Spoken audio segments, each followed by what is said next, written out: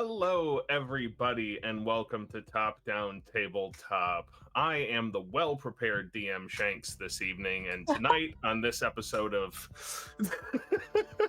Wait a minute. Echoes of Convergence, we need to retcon one thing. Ren's mom actually teleported into the middle of the ocean, and we have no idea where she is.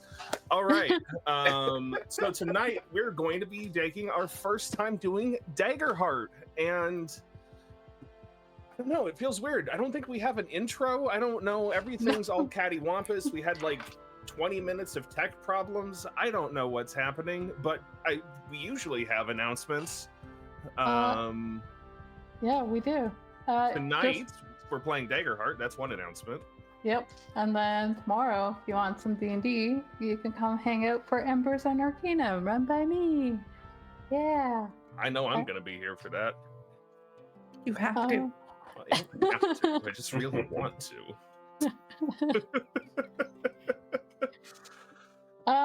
Yeah, there's not a whole lot new going on. Our bi-weekly Saturday stream ties with Zamali. We'll see how David does with doing 2 games this month. It's fine. I haven't been neglecting that one at the expense, or to focus on this. I don't believe you. I actually don't believe him. How can you neglect something when you never prep until the morning of? Listen here. John's fired. Sometimes I make a map on Thursday. Sometimes you make it during the stream. That was actually impressive, though. Woo, we're making characters tonight, everybody. I'm dead. So it's going to be a little bit of a top-down table tryout or something like that. We can workshop the name. I'm sure there's something in there. All right. It feels just so wrong to not throw to an intro, but You could throw to announcements. we already did those. Really? I was Yeah. not paying attention. This is a good start. Good start. We're on Hinge I'm today. not DM tonight. I don't have to pay attention. I'm on vacation, bitches. Ooh, man, I had thought out a whole way to go through this. It is just gone now. Jace doesn't have to prep. He doesn't have to listen. He can take shots at the DM. Yep. I'm just here to throw insults. Man, this is good stuff already. There's going to be some good clips for this. YouTube is going to love it. Cool.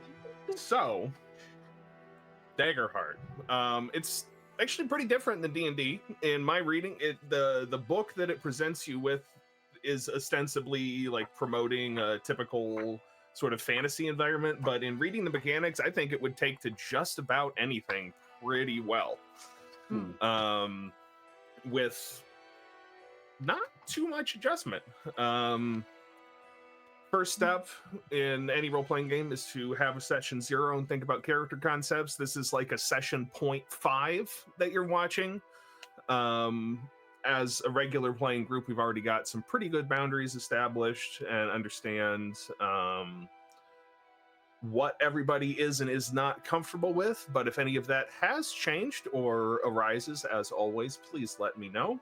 And I believe... Oh, go I ahead, do Vixx. have an addition. I would like there to be no characters in this game with a single feather coming out of their belly button. Yeah, please. I would like to Please. second that. Yeah. You got it. All characters with navel feathers shall have at least 2. Oh, God. And I'm no longer comfortable with paying attention. That's So- fine. We'll just skip over you. Okay. And then also to think about character concepts, which these lovely folks have already done, which is great. At least a little bit. Varying degrees. So, we're going to walk through character creation of a first level Daggerheart character. So everybody, please prepare your character sheets. Done. Ready. Cool. Got it. Step 1, choose a class. I think everybody's already picked something out. But if you haven't, that's fine. So It is on the overlay, so you're pretty locked in at this point. Nope. No, it's not. It's They're not. just names. it's not. It's a surprise. I saw the overlay and it had it. So Yeah, that's for the Just pay game. attention. We appreciate you holding to your boundary about paying attention. You think I'm gonna watch this stream? Come on. I am. But I'll just go around the room, starting at the person immediately to the right of me on stream. Megan, Yay. tell I'm us gonna- about the class that you picked. I'm going to be a rogue. And do you want my subclass? Yes, please. I'm going to be a syndicate rogue, which means I know a guy.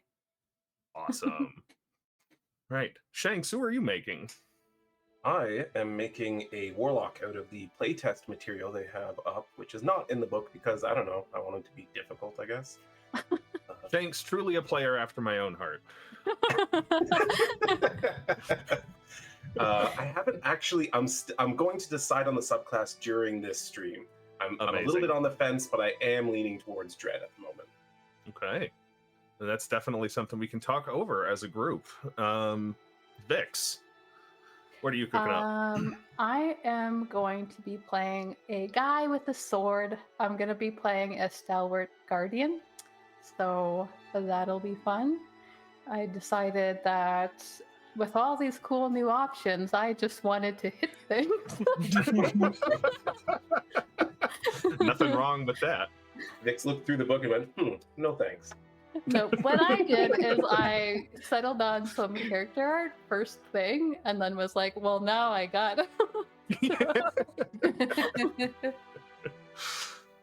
And Greg, what have you got for us? Honestly, I kind of did the same thing as Vixx, but with wings. Yeah, so I'll be playing a Seraph winged Sentinel. Love it. All right, now if you haven't done that already, write that down on your sheet. There should be a spot to record your class features along with your class and subclass.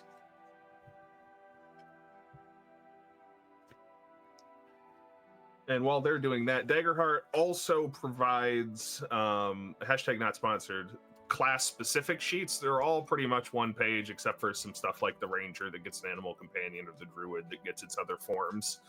But it very nicely keep it to one sheet with everything you need on it, and on the back a little bit of a startup guide for the first time you playing this class. They've got some suggestions for you on what you might want to take.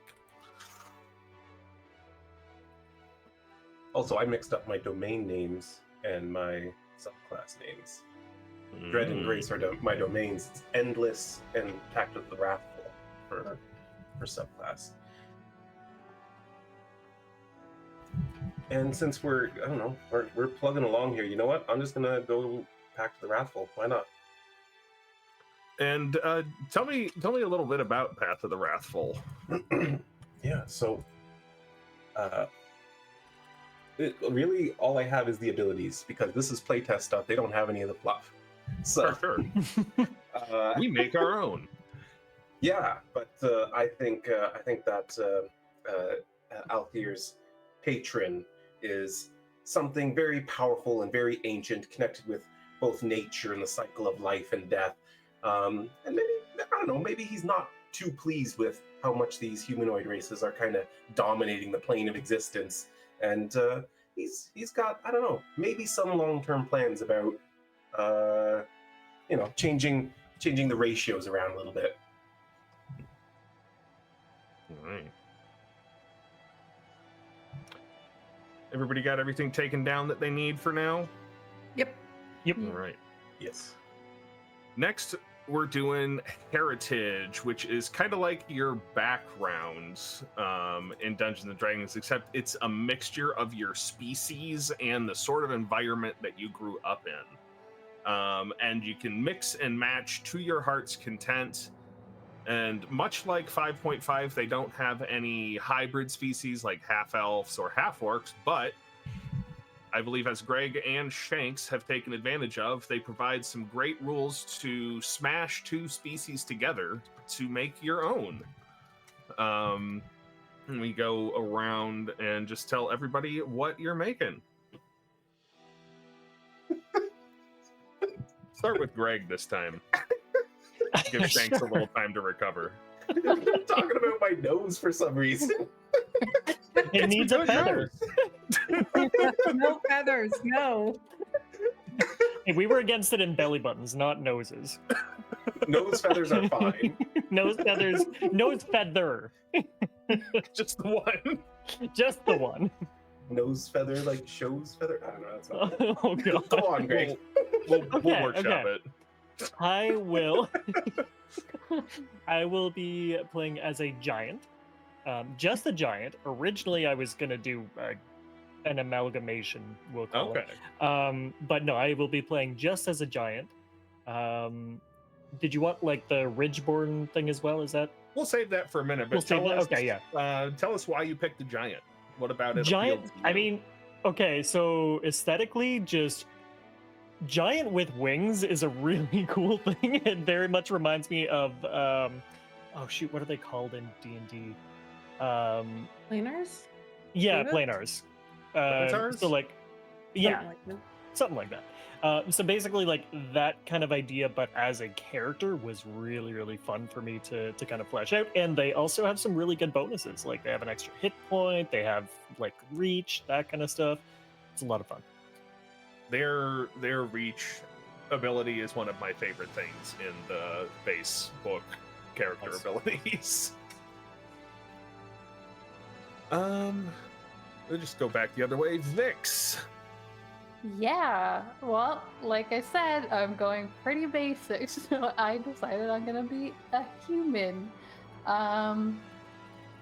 Humans are like one of my favorite things to make in D&D anyway, but I think I kind of just wanted to see how different it was to make like a basic human fighter type in this game compared to D&D, so we'll see how it goes. Yeah, I like that. It's I was a human fighter when I was practicing on how to make character sheets. Was the first thing that I made. It's when you've got, at least I think, when you've got such a archetype that's very well established, it makes a really great comparison.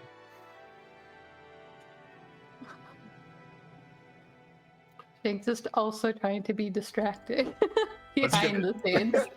I was about to say, Shanks, now that you've recovered a little bit, Yeah, I'm good. I am playing an elf with a little bit of fairy blood. And so I am taking one trait from each one, from the elf being that I can go into a trance and do an extra action on a rest, which will come in handy as a warlock. And the fairy one being that I have wings and can fly. we love flying. The fuck, dreaming. I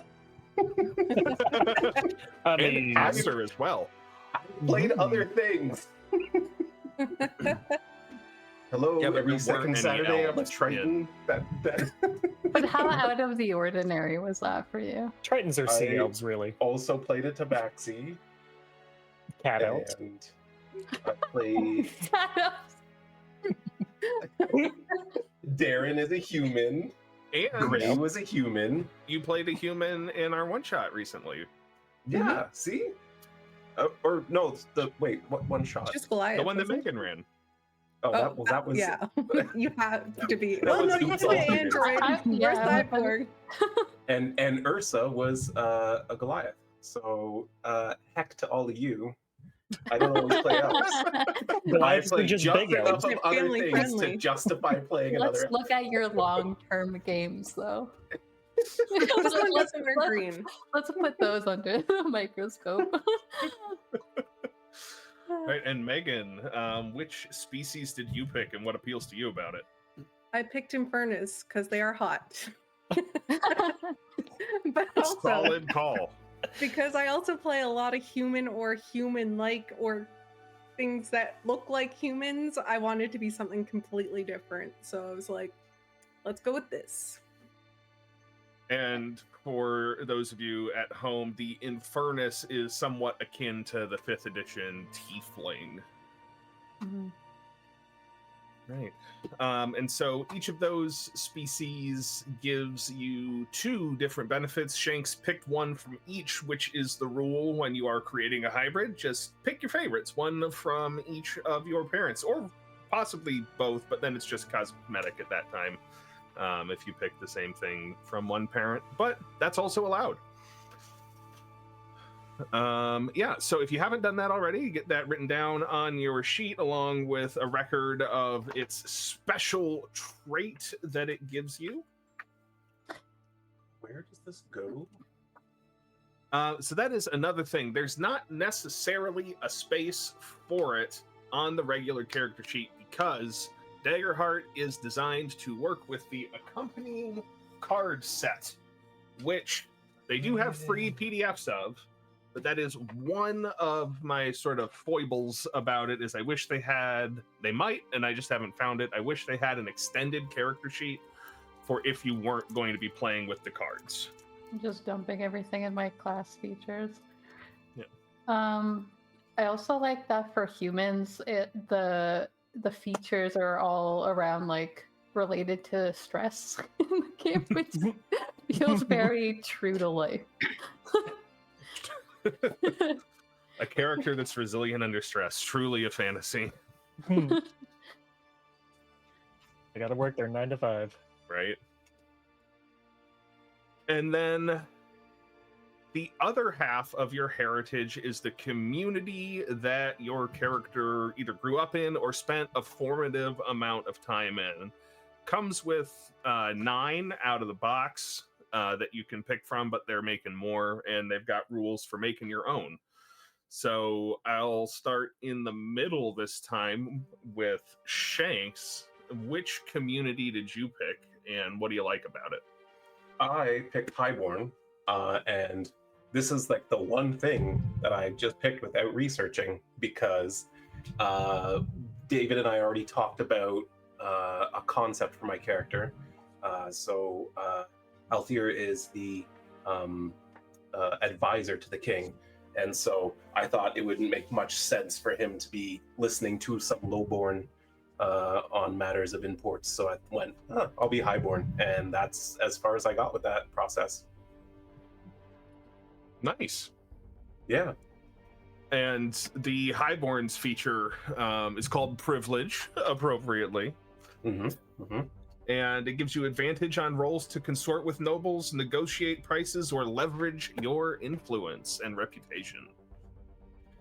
Which hopefully will come in handy. Hope so. Who's next? Megan. I picked Slyborne because I'm a rogue, and why not be a seedy person? Classic. My thought is this guy has maybe done some not so great stuff and got caught for it, and maybe I'm thinking he's been brought on this mission as a way to pay back to the king what he took. Truly a just and merciful distribution of the law. I thought so. And the Slyborne gives you the Scoundrel feature, which gives you advantage on rolls to negotiate with criminals, detect lies, and find a safe place to hide. Greg. Sure. So originally I was going to do Ridgeborn, but might call an audible if you're okay with it and do Freeborn instead, which is one of the playtesty ones. Now tell me about that one, because I haven't read that one yet. Okay. So Freeborn is basically you have lived under tyrannical rule previously, and now either yourself or your community is free. And you take that very, very like to heart in everything that you do. Whenever you see people like under the same kind of stresses and that kind of stuff, you try to do your best to help them. Their ability, once per session, when you make an action roll with fear, you can instead change it to a roll with hope instead. Oh, that's awesome. Oh, Yeah. That's cool. And we'll get into all these mechanics and terms in a little bit after we're finished making characters. I say a little bit. This could take the whole session. And that's totally fine if it does. And Vixx for this community. So I went with Orderborne. I really liked it because it was just like all the other ones, very open to interpretation. But because I wanted my character to be like a military person, I figured his Orderborne community is probably just the military that he was mostly raised up in, rather than like a proper city. I probably am from the king's city, but just grew up in this very niche sort of community. And I really like the community feature of it as well, which allows you to record 3 sayings or values your upbringing instilled in you. And once per rest, when you describe how you're embodying one of those, you can use the d20 as your hope die, which I think it's normally like a d12. So I thought that was pretty cool. And I'm looking forward to coming up with sayings. You guessed my next question. All right, so if you haven't written down your community already and a little note about what it lets you do, just go ahead and do that. Done. Nice.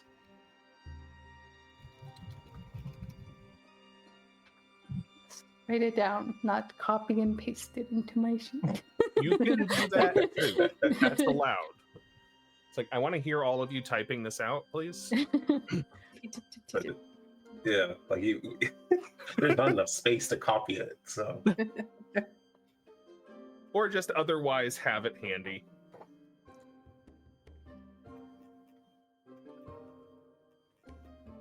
And then let me know when y'all are through with that. I'm good. I'm also good. Yeah, I'm good. All right. Next, we're going to hand out some stats. Ah, I know, right? This I'll is my take favorite part. Daggerheart works very differently than D&D in this regard. There are 6 core traits in the grand role-playing tradition. They have called them something else than any other role-playing game, since no two shall match completely. We have agility, strength, finesse, instinct, presence, and knowledge. They hit the core 6 stats that pretty much everything that has 6 stats hits. They just call them different. And we're going to hand out a +2, 2 +1s, a +2 zeros. I know, right? And 1 -1. So as a warlock, my +2 is definitely going into presence, and everything else I have no fucking idea. So if you have the character guide handy on the back of the class-specific character sheet, they have suggested traits. And for the warlock, they suggest a +2 to presence, as you predicted, putting your +1s in agility and instinct and your -1 in strength. And if anybody has any questions about what these stats do, or if you want any examples about what you might use them to roll, or if you're, uncertain about anything, please bring on the questions. And I am keeping an eye on chat too. If anybody has any questions while they're typing, I can do my best, but I also don't know what I'm talking about. Despite the suggestions, I'm thinking of going like purely mental stats. Mhm. Are other people bringing a lot of instinct or knowledge? No. Okay, then that I will I think have. No, I'm negative knowledge. all right. I'm this gonna is do why we all have the you. mental stats. This The is brain. why the king's advisor is going on this mission. Althyr, I need you to go. Everyone else is a moron.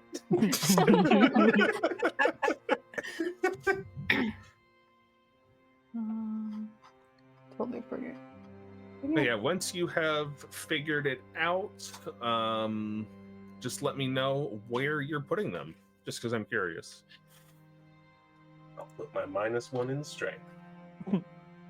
I'll be doing +2 in strength, +1 in agility, +1 in presence, and -1 in knowledge. I'm gonna go +2 in finesse, +1 in presence and agility, 0 in instinct and knowledge, and -1 in strength because he's a scrawny little boy.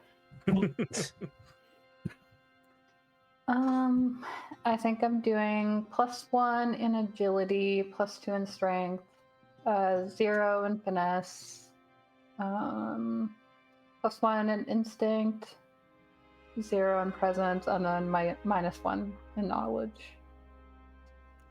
Yeah, good thing we're bringing Althyr for sure.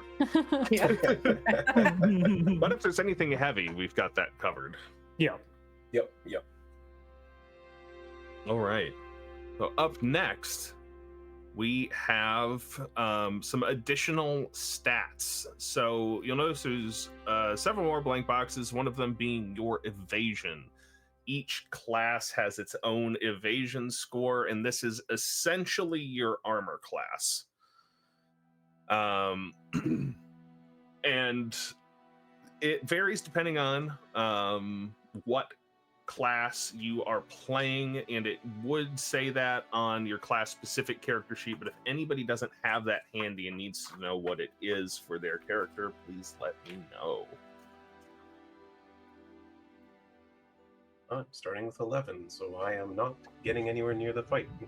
So maybe That is actually in Daggerheart quite high. Yeah. I was Really? going to say, I Oh. think I'm a 9. I have a 9. I have 12. Wait, how Well am then. I? That's wild. That makes sense that a rogue is Well, the you're a most rogue, basic. yeah. You're Yeah. agile. They're gonna have Yeah. a lot more armor that's just gonna negate damage. Yeah. Which, let's Are we? see. We shall see. Next is to set your hit points and stress. Every class starts with 6 stress available to mark at first. Unless you're a human, then it might be different. And a number of hit points, again, varying depending on your class, which should be right under where it marked your evasion. I have a whopping 6 hit points. I have 5. 7, and I have an extra one because giant. Nice. I somehow lost my human stuff already.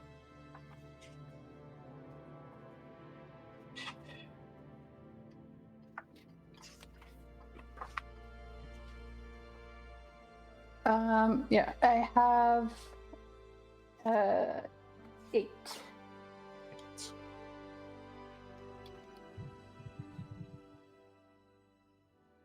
All right.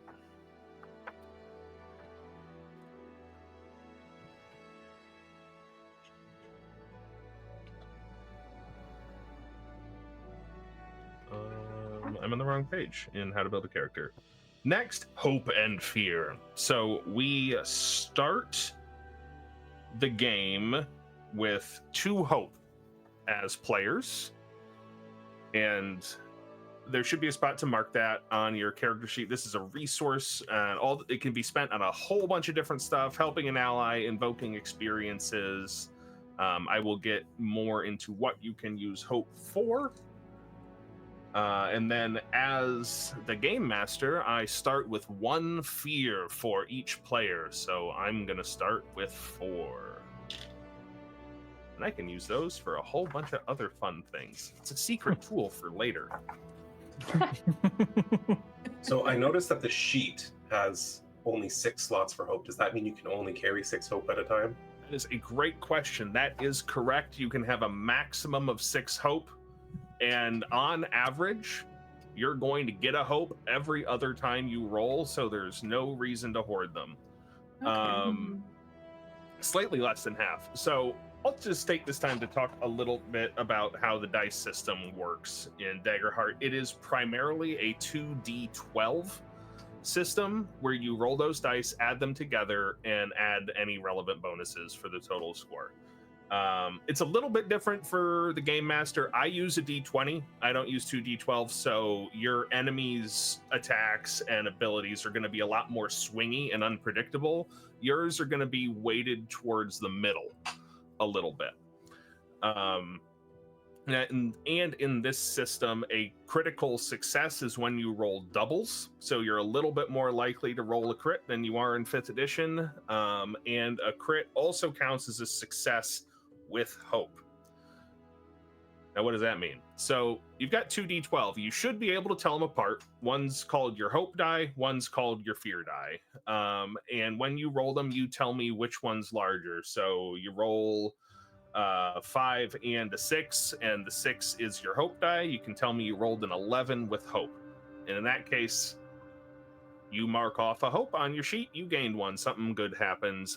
Whereas if you succeeded but your fear die was larger, you'd say that's an 11 with fear, and I would get a fear token. I can have up to 12 of those. Now, David, if we succeed with fear, we still succeed, right? You do, but there may be a cost or a complication. And in combat, anytime fear is rolled or a failure, I get the opportunity to move or act. Good to know.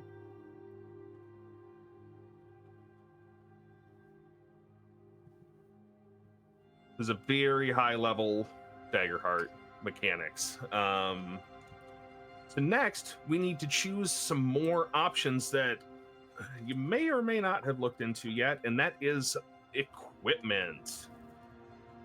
There is some suggested equipment, again, on the back of the character sheet, but if you would like, if you're like, oh, this suggests a dagger, but I want a short sword. David, what are the stats on a short sword? I've got them all right here. Please let me know. Yeah, actually, I looked at that, and the suggested one for me is a scepter, but I thought, to heck with that, we're taking a cutlass. All right.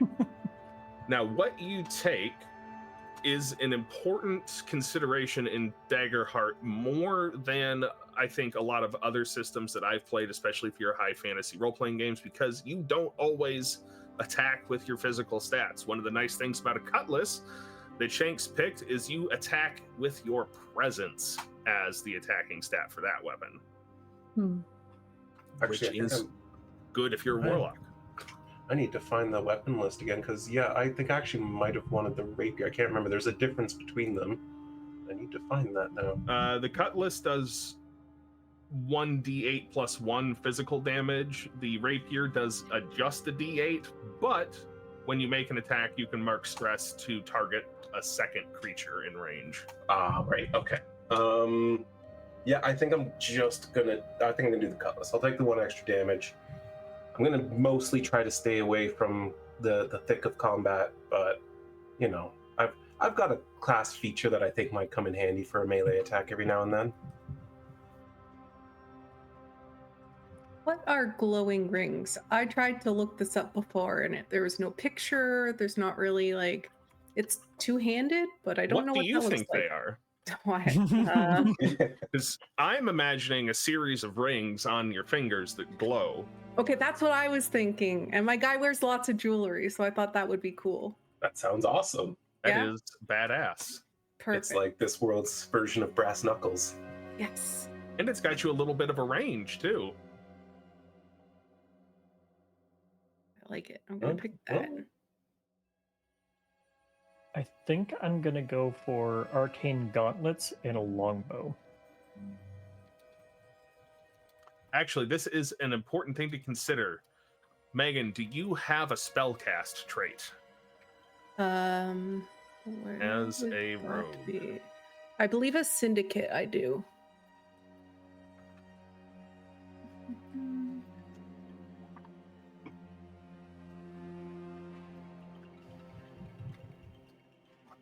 I'll look it up. And I'm flipping over to it. Syndicate. Spellcast trait. Finesse. Yes, you do. Neat. This is important to consider because in Daggerheart, you cannot use magic weapons unless you have a spellcasting trait. Doesn't matter what the trait is, you just have to have one. Okay. Yours is finesse. The glowing rings run off of agility. You're certainly free to do that. Okay. So you'll be adding your agility when you make an attack. Which is a +1 instead of +2. Not bad. Yeah. I just like the vibe of it. That is a cool vibe. It's pretty dope. Yeah. And what are you leaning towards, Vixx? I think I'm gonna go with a long sword for my main weapon, and probably. Megan, you might want to just so you know, weapons, to my understanding, David, also work off your proficiency, right? So Yes. so if you're using your +2 stat, then when you do damage, you do 2 of those damage die +1 modifier. Not quite. That is pretty close. As you go up in levels, you get additional proficiency pips. Right now, we're starting with 1, but at level 2, above where it says active weapons, you'll see proficiency and then like a little dot. When you go up in level, you get additional proficiency pips, and then you roll additional dice of the type. I see. Okay, so it's not. All right. Yeah, it's the tied to your information I proficiency read, I levels. was looking for like guidance on how that works online because I'm like, I don't see this information. But okay, so you actually have to earn that with weapons. Mm-hmm. I'm actually But a little spells bit. do work off the stat. I believe spells are a little different. They do what it says on the card.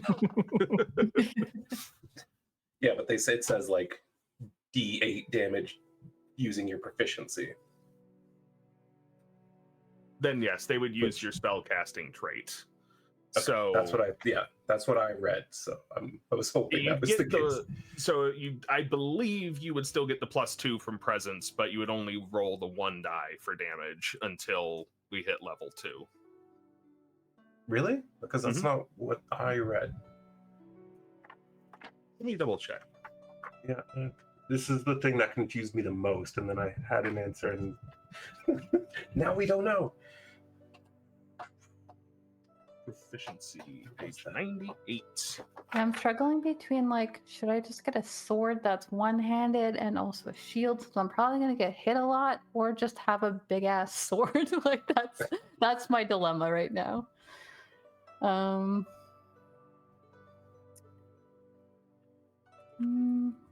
struggle of a fighter. The book confirms proficiency damage dice are tied to level. Yeah, but anytime it tells you to deal damage using your spellcast trait, you roll a number of dice equal to your spellcast trait. That's confusing. Yeah. Yeah. Hence my confusion. I wonder if so then blighting. Okay, so the spell I was looking at does say proficiency, not spellcast trait. So I guess that would be the case. We're starting at 1 proficiency, you said. Yes. Okay. Do that as a thing. Shanks, can you just make sure we're in the actual playlist? Yes. If I can find that window and tab. We definitely aren't.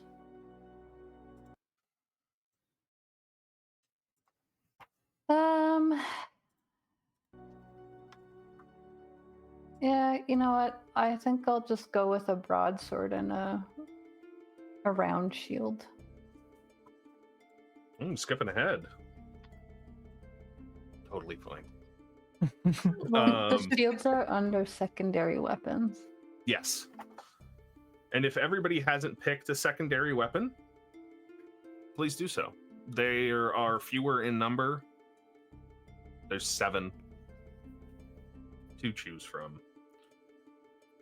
Short sword, round shield, tower shield, small dagger, whip, grappler, and hand crossbow. Oh no. But that's agility. Okay. Maybe. Yeah. I know. I'm Big struggling with that. ass sword. We're gonna do great sword.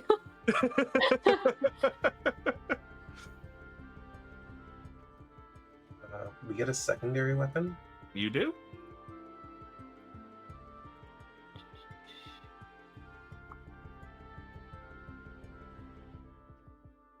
So you get a -1 to evasion, and you said evasion's like your armor class, essentially. Yes. Yeah, it's the number he has to roll to hit you. Oh boy. So that's not necessary. So I see. Are you looking at the tower shield? Yes. Yeah. So that'll also give you a +2 to your armor score. And picking Oh, armor is sorry. the net. Yeah. Sorry. I changed to a great sword, so that also gives you a -1 to Gotcha. evasion, and no additional armor. But it is massive. Yep.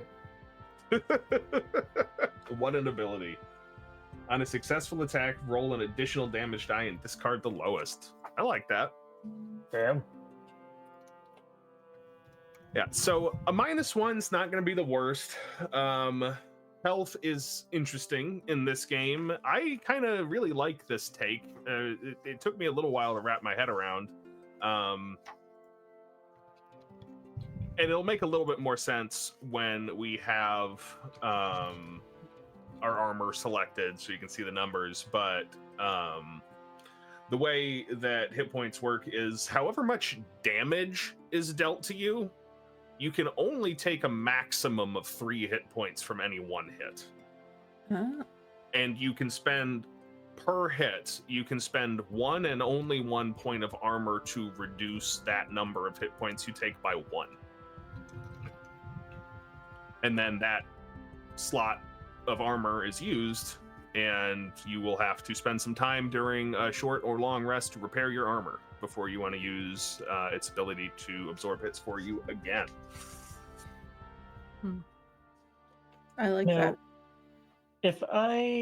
so if I'm choosing the arcane gauntlets, they're two-handed. Is the secondary weapon basically like when I'm not using those, I can pull this out? That is a good question. I would feel like with Also my problem. gauntlets, you could hold something with them. Let me read about this. Typically, Sure. Because they do definitely have the burden of two-handed. What does the two-handed burden do? You're just supposed to bap people with your arm. That That's it. Bap.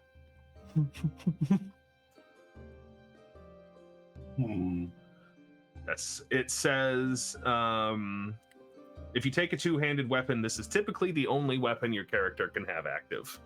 Okay.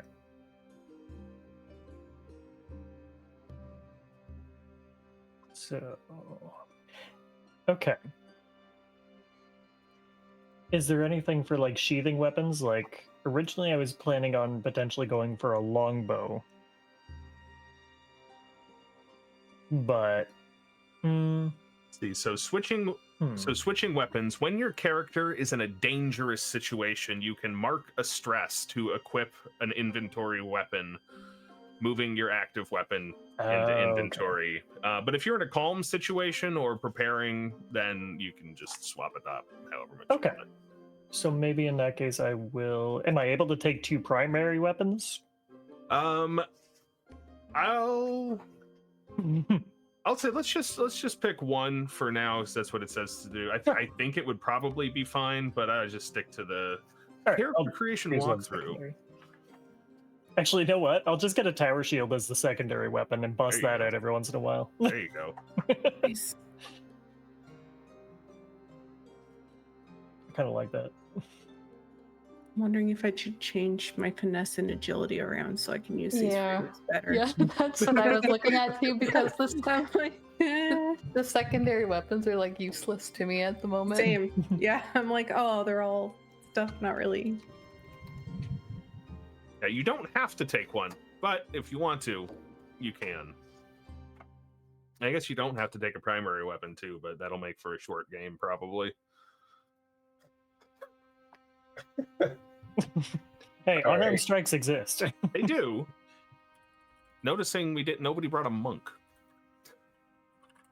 The last one was too powerful.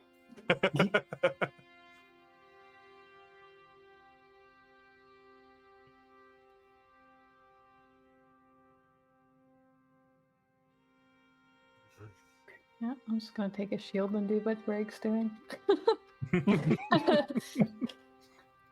We'll just plant the shields, like back to back. We'll plant the shields and be like, all right, let's go. Yeah, but you're a giant. Your tower shield is actually like a tower. Literally a tower. Yeah, I have like a little platform for Shanks's character to stand on and shoot through. Just like slides open a little door. Yeah, and that's another thing too. That unlike D&D, Daggerheart does not have some sort of compulsion to keep all player characters medium-sized. In fact, as far as I can tell, like the concept of size categories doesn't seem to exist. And Just are.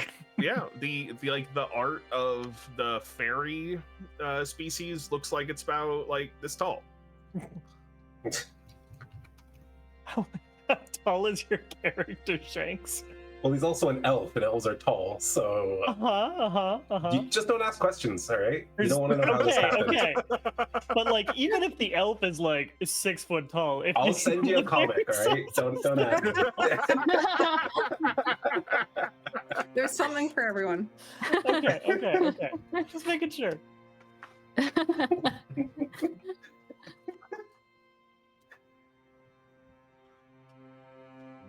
Everybody satisfied with their primary and secondary weapons? Yes. No. Yeah. All Change right. my traits to What make can it I do No, for you, but Vixx? I've chosen them. All right. I have Darren's exact loadout: the cutlass and a whip. I really like that they put presents for whip because that makes Yeah. total sense. Yeah. Yeah, absolutely. Whoa, hello. Okay. Up next then is armor, and at level 1 there's 4 things to pick from. A gambeson, leather armor, chainmail, or full plate. Leave They him gone have with their leather. pros and cons. Can I choose the 5th option of no armor for reasons? Yeah, sure. Okay, cool. I think then you're... Can you? Don't worry about it. There's a reason for it. It'll come up later. Okay. Yeah. I don't know how to calculate your damage thresholds without armor. I think it's 1 and 2. Yep. It would be. All right. Okay, cool. All right then. Good to know. That's a choice. Yep. Don't worry. I trust him. Let him cook. I'm gonna let you cook. Greg only wants to play one session. That's Yeah. why. I mean, my characters always die in one shots. Not one shot though. Yeah. It will be for him. It's not a half an hour shot? Uh-oh. Greg one shot, everyone. Bye. We still have 4 sessions to go. Living your best Chris Perkins life. Gonna go with some chainmail. Chainmail. Yeah. I'm gonna stick with the leather armor. Very nice. I'm gonna take Gambusing because it gives me a +1 to evasion. We love it. Cool. So, make any changes to your evasion that your armor gave you. I think that's just Megan and Vixx. And then mark off some way to keep track of your armor's base score, which is how many hits it can take for you. It's either going to be 3 or 4. I suggest filling in those little shield boxes next to your armor class and then unmarking them as you get hit. And then we're going to calculate the thresholds, which is actually pretty easy. You just add 1 to them. Yes. Spoilers. I was learning. I'm sorry. Hey! Still reading ahead. You're spoiling for You're the Supposed to be class. paying attention. That's the Yeah, whole thing. God. Come on. I'm not. I'm paying attention to what I already did.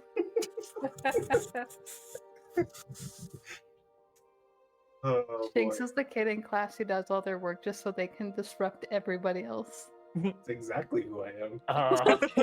What?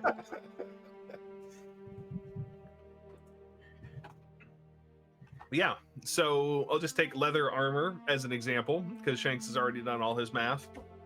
The complex operation of adding 1.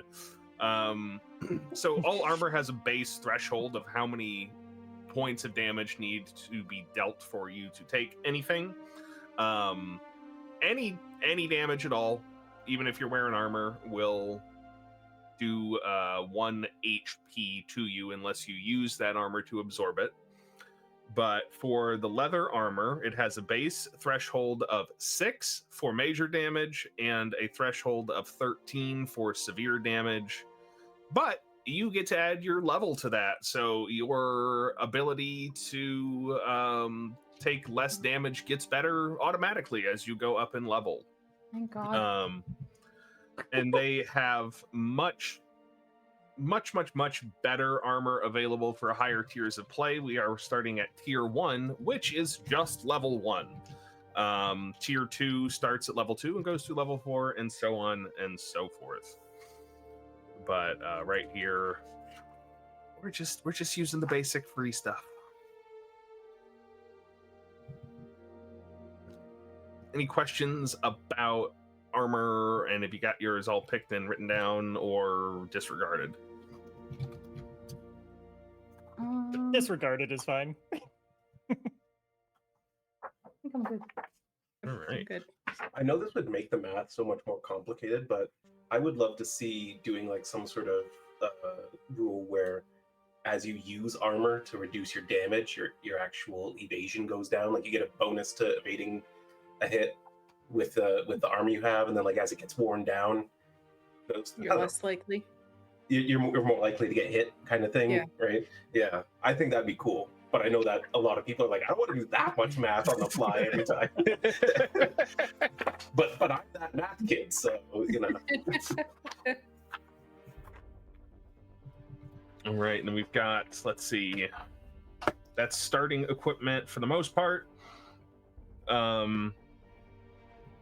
Excuse me.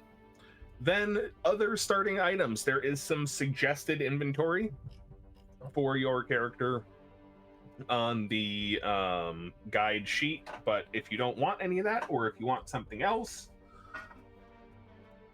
let me know. Where's this guidance for inventory? Here, I'll send you the link here for the Warlock one, because it is someplace different. It is the second page of that link that I sent you, up towards the top in the middle, horizontally. Oh, okay, yeah, I do have that. I just didn't notice that one. So your typical character is going to start with something like a torch, 50 feet of rope, basic supplies, and a handful of gold. The gold system in Daggerheart is vague. Very. No copper, silver, electrum, gold, astral diamonds, nonsense. No electrum? No electrum. I know Vixx is devastated. I had electrum come up in one game once, and we all just went, huh, and put it aside and never talked about it. Yup. As it should be. There's so much in Strahd. I was so surprised. Yeah. Strahd's got to be different. He's an Yeah. lord, you know. So you had 10 handfuls of gold equal a bag, 10 bags of gold equal a chest. And if it costs less than a handful of gold, we're going to sort of hand wave that you had to pay for it. Perfect. I like it. And then you also get your choice of either a minor health potion or a minor stamina potion. Both of those clear 1d4 of either hit points or stress, I was wondering what respectively. the stamina potions did. That's neat. Interesting. And something to keep in mind too. So if you run out of hit points, you die. And in Daggerheart, you can decide that to make your death matter, you can just choose to die and not try and resist it, and kind of go out with a bang sort of thing. Or you can try and resist it, and there's a whole bunch of different things that you can do in different ways. You can have that scene, but we'll get into that in more detail if somebody almost dies. But if you're out of stress and you would take a stress, you start marking HP. Oh, okay. Yeah. Oh. So managing your stress is a good idea. Just like in real life. Nah. I wouldn't know. Yeah. I've been taking hit points for years, guys. Thank God for long rests, am I right?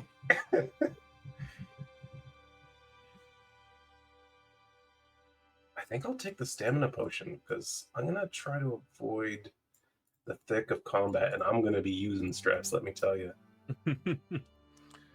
Yeah, Well, there's a because lot of we should- abilities in the game where you need to mark a stress in order to activate.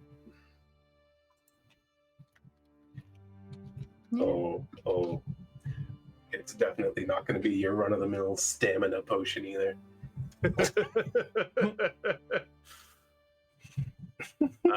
It also suggests that a warlock keep a carving that symbolizes your patron or a ring that you can't remove. Ooh, I like the ring. I'm gonna go with the ring. That's fun.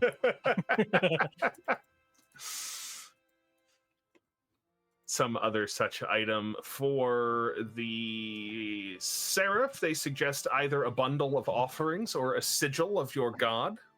Bundle of offerings, for sure. Does this have to do with why you are not wearing armor? No. Okay.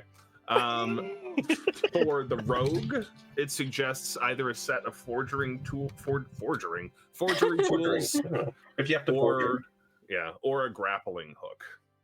I think I'll take forgery tools because we have a giant. He could just lift me up Valid. if I needed to go high. Yeet. I can also fly. Yeah, Oh, yeah, I we was have going to two say, I flying also people. have wings. There you go. And the guardian, it suggests either a totem from your mentor or a secret key. I'm going with the secret key. Somehow I knew. Yeah, I was like, I'm gonna use this for Check it bullshit. in every door. Yeah. that we go What does by. it go Find to? something. The king's trying to talk to you, and you're like putting it in his mouth. Don't do that. Oh, no. It unlocks one of his fillings. They have fillings in this world? Their dentistry is that advanced? Hey, mercury amalgam's not that hard to make. He does it all the time. What about you? All right, that's the crunchy stuff for making characters. Now we need to create our backgrounds together. Yes. That's Yay. figuring out who our characters are and how they know each other. This do we also cover experiences in this? We Or will did do I zone out that. again? We will do that next after the backgrounds, Okay, Mr. all right. Reading ahead. It's the open box on the sheet that I haven't done anything in, and it sounds like we're wrapping up on what we're doing. I don't know. I'm hassling you. I know. Yeah, so Might as well call you David Hasselhoff. I'd sing on the Berlin Wall if they let me. You're a little late. There's still some pieces of it around. Oh, fair enough.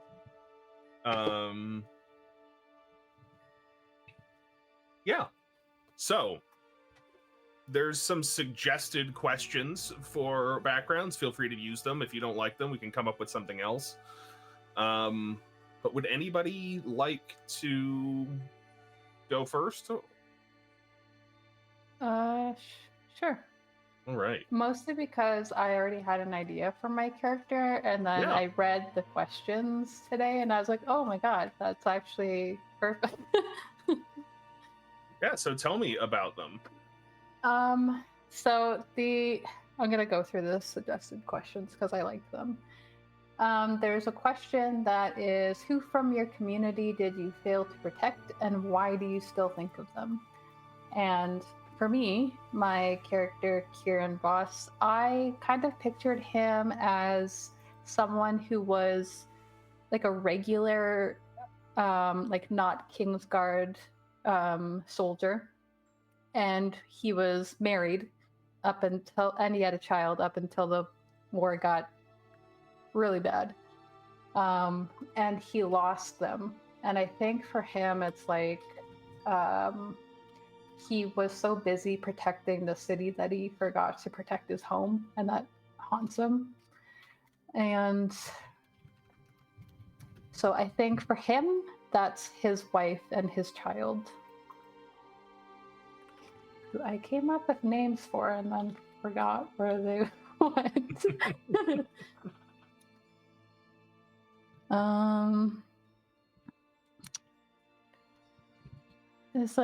Do you do them all, or is it just like? Up to you. Whatever feels right.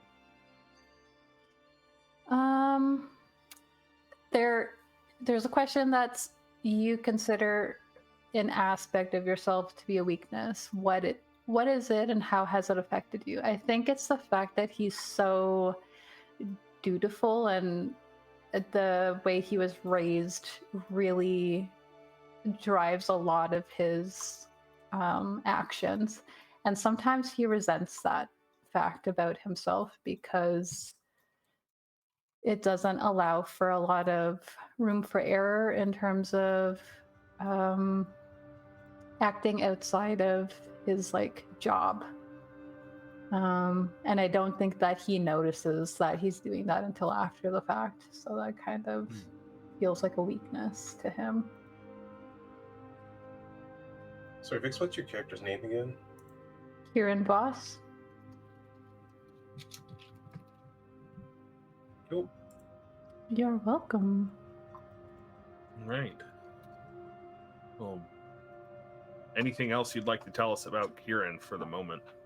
Well, one of the other questions is kind of I think they did that because I'm certain they did that because the starting adventure. Almost maybe. certainly. Yeah. You've been tasked with protecting something important and delivering it somewhere dangerous. What is it, and where does it need to go? Well, we've been given a crate or something suspicious that we don't know what's inside, and we need to deliver it. Is it we're going into the Sablewood? Is that where we're going? You are. Yes. You are going to a settlement known as Hush in the middle of the Sablewood. Nice. I don't like that it is called dangerous in this question. I already assumed so. But yeah, my character Kieran Voss, he's like late 20s. He's just a guy. He is pretty broadly built, orange, reddish hair, green eyes, freckles. Just like some guy in armor. That's what he looks like. Lots of scars and stuff too, but he's still pretty young. They've healed well so far. Very nice. Right. Any volunteers for next? Sure, I'll go. Okay. Gotta be Okay. faster than that, Greg. Fine. I mean, I'm fine. Okay, so I'm changing my. I got crutches.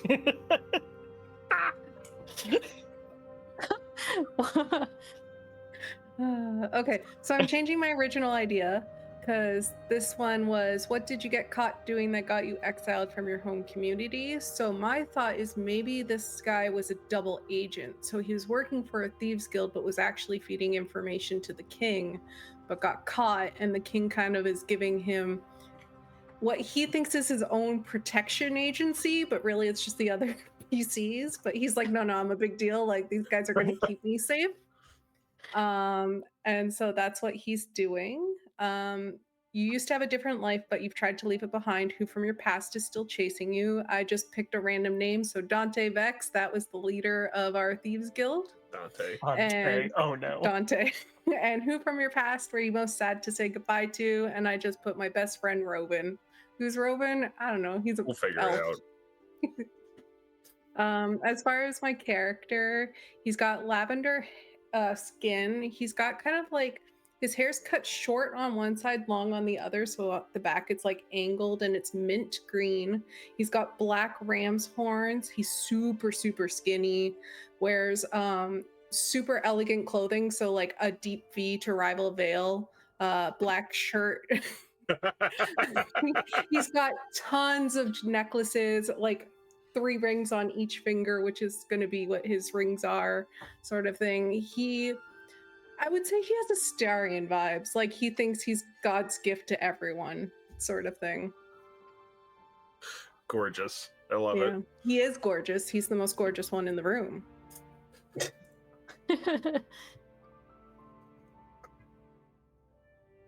All right, Greg.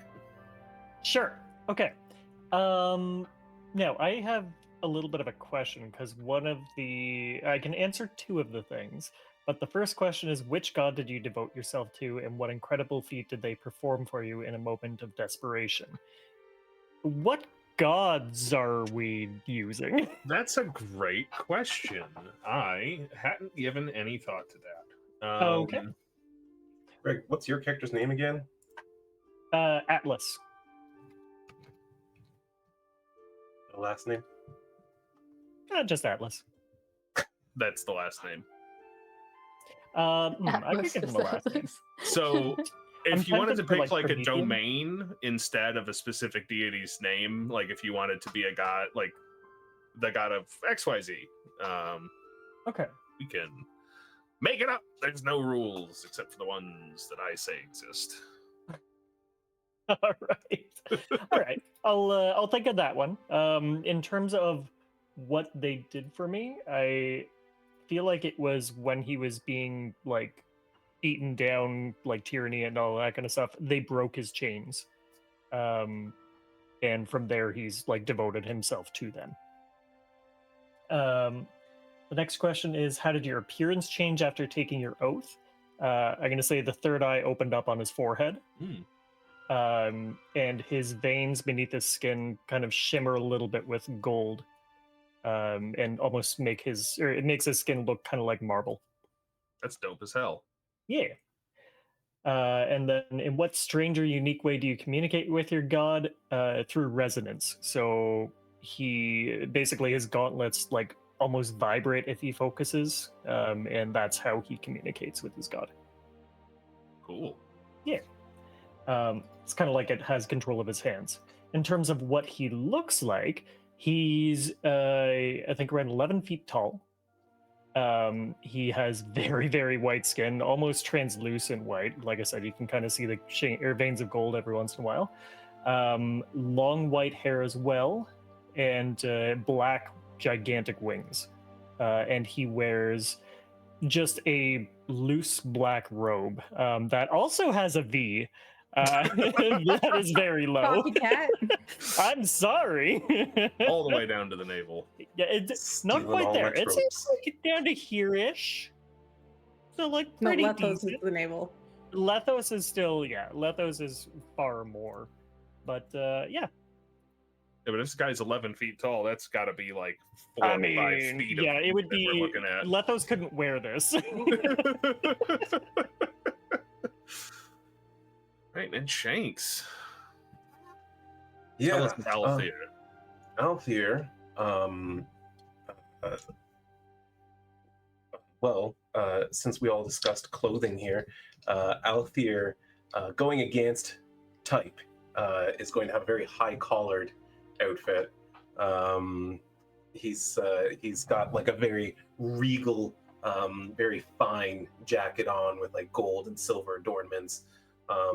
Mostly all in like black leather and multiple belts and things like that. And he's got like a bunch of little trinkets and knickknacks, a little vial of some strange glowing liquid on his belt. Keeps his cutlass at his hip, and he's a very tall, kind of slender, dark-haired elf man with very almost insect-like wings, 4 of them sprouting out of his back. But yeah, his background questions are: what desperate situation led you to pledge your life to your patron? Well, I think that that his family had fallen on hard times. The nobility of his blood was in question, and his family really hadn't accomplished much. And of course, then the war continued to get pretty bad, and I think maybe some of his family fled and that sort of thing, and it was looking pretty bad for him. And so he started looking for anything that might turn the tides for him, that might allow him to regain stature and a status within the kingdom. And of course, there was one voice in the dead of the woods, that dark night, that answered him and offered him great power and presence and a way to sway the minds of weaker beings. And so he took and took it instantly. And of course, then as part of the deal, the ring was affixed to his finger that can never be removed, and he gained great power and once again rose to status and stature. Dig it. The second question, I'm not sure I want to answer in such a public setting. That's totally fine. Because you can answer any of these or create your own. True. I do think though that there's certainly rumors about Althyr that go around that he's secretly twisting things for his own advantage, or he really probably shouldn't have this position, but he has sway over the king somehow, or anyone who deals with him ends up in trouble one way or another, kind of thing. And most of them are unfounded, but there's enough people questioning it that, you know, the rumors persist. You and your patron are similar in a very specific way. What characteristics do you share, and how do you feel about it? Well, let's just say that the fey blood that runs through him didn't quite prompt the growing of wings until that pact was formed. Interesting. Indeed. I dig it. Now that we know, did you go over aesthetics already? I did, yes. Cool. Awesome. Now that we know a little bit about each of our characters, it's about our halfway point here, so I think that's a pretty good stopping spot to go ahead and take our break. A few minutes early, but we'll be back here in a little bit with finishing up character creation. So stick around, and yeah. Hello, welcome back to Top Down Tabletop. I hope you are hydrated. If not, you missed your chance because you have to stay here and watch us. We are most of the way through with Daggerheart character creation. Just a few things left. We just finished talking about our characters' background questions. Next, we're going to talk about experiences, and this is a great place to get creative because Daggerheart doesn't have skills like most RPGs have. There's no arcana or insight or investigation. What you have instead are experiences that your character has been through that can help you with things you're encountering, and they can be basically whatever you want, and we're going to work together to come up with what they are. And in order to use an experience, so these, we're going to start with 2 experiences at level 1, and they are going to give you a +2 on things that apply. And if they apply, you can spend a hope to use your experience. One of the many things you can spend hope on. It can be something to do with your background, like assassin, blacksmith, bounty hunter. It can be a characteristic, like affable, helpful, stubborn.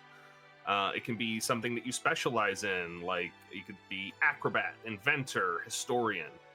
Could be a skill like animal whisperer, bartering, incredible strength, light on your feet, or it could be just a phrase. Could be something like fake it till you make it, catch me if you can. Knowledge is power, something like that you feel speaks to your character's experience. So if anybody has any off the top of their head that they think would apply or they'd like to put on their sheet, I'll just throw it open. Sure. I've got giant strength and captivating. So tell me what you're thinking. I have an idea of what those mean, but tell me what's in your head. Yeah, so giant strength is pretty straightforward. He is a giant. Like in my head, he's probably the biggest one of what his village was, and had the strength to change things, and he's able to use that. Captivating, he is pretty otherworldly looking now that he is a Seraph as well. His god has blessed him. He's got the third eye. Like, it's very easy to get lost in him. I like that. And again, one of the things about Daggerheart, by the rules, is you get to tell me when your experience applies. No, it's like, don't be ridiculous. Like, if you have, you know, we might have to have a conversation if you're trying to apply your captivating skill to picking a lock. But generally, lock. Open Is it a sentient lock? you cannot seduce the door. What you're I can saying try. You I'm- cannot seduce the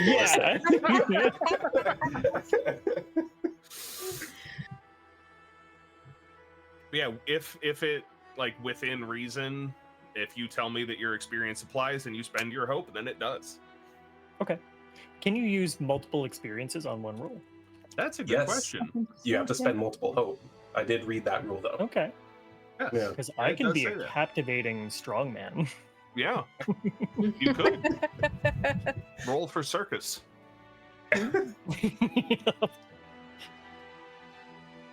Greg doesn't have to roll for that. He's always a circus. I always do mental gymnastics.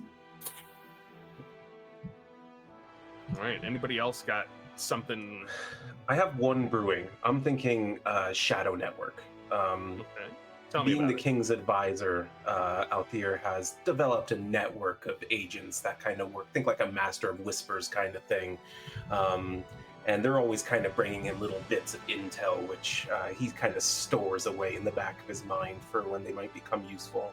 Hmm. Yeah, that sounds like that would be really useful on tests that involve knowing something, especially rumors and gossip and. Yeah, I mean, yeah, it could be applied to a lot of different things, Yeah. but it's also nothing too insane for something like this to have. So I Yeah. thought it was a really good fit. Yeah, that makes total sense. I think that's a great thing for this character to have. And two, if you do want to have something go off the wall, like if your character, I'm just going to pick Greg's here as an example, before you got captured, if you were a fisherman, for instance, and there was something to do with boats that you wanted to have, that would make total sense too, even though it doesn't really apply to your character right now and their current life. Yeah, I like that one a lot, Shanks. Mhm. How I think Megan I'm- Vixx. Oh, I was gonna say I'm gonna go con artist because he wouldn't be the kind to like skulk in the background. He thinks he's too hot, so he would want to like pull a bunch of different cons on people and like just be front facing, but also lying straight to your face. And then I thought, in order to do that, you have to be very observant to see if people are buying your crap or not, right? So just like watching how people are moving and observing how they're talking to people and things would come in handy when you go to pull your con. Now, are they observant primarily of people or just around their environment in general? Probably primarily people, but you definitely have to know where every exit is, which would play into the syndicate thing of like the rogue, where you always know where the exit is. Yeah, I dig it. Yeah, so once you've come up with something that you like, write it down under the experience section of the sheet and put a +2 next to it. Okay.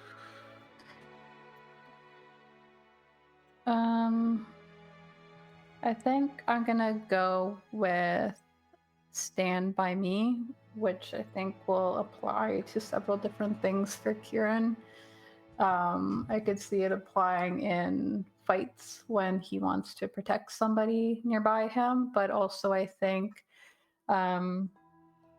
just because of both his position and his experience with people, he could probably apply it to things like being there for someone emotionally, helping them calm down, or like stand by me because I am like part of the Kingsguard and throws his weight around.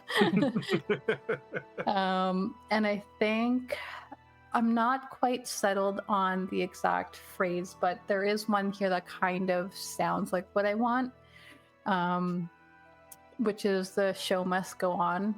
And I think it'll be like when he's kind of losing hope and needing to like push forward. I also like hold the line, so I think I'm gonna try to find a phrasing that really feels right for that. But yeah, something along those lines, I think, is what I want to go for. Yeah. I've like got half an idea about what to call that. I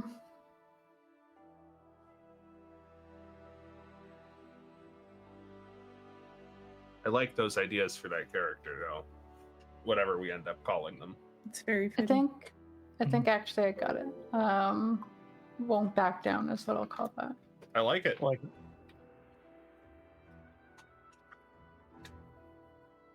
I had a character who I was always like, he's too stupid to die. That's his motto. Just won't give up.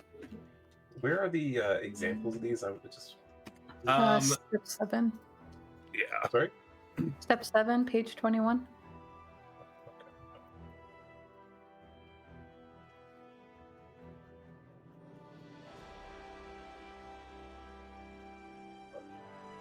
And if you've got an idea, like half an idea of the sort of thing, if you don't know what you'd like to call it yet, we can work through that as well.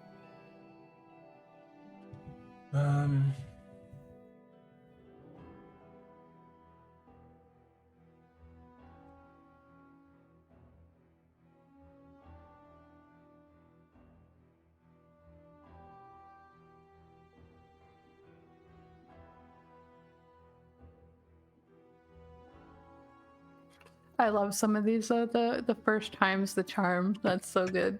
That is a pretty good one. I think Lucerne would take that one.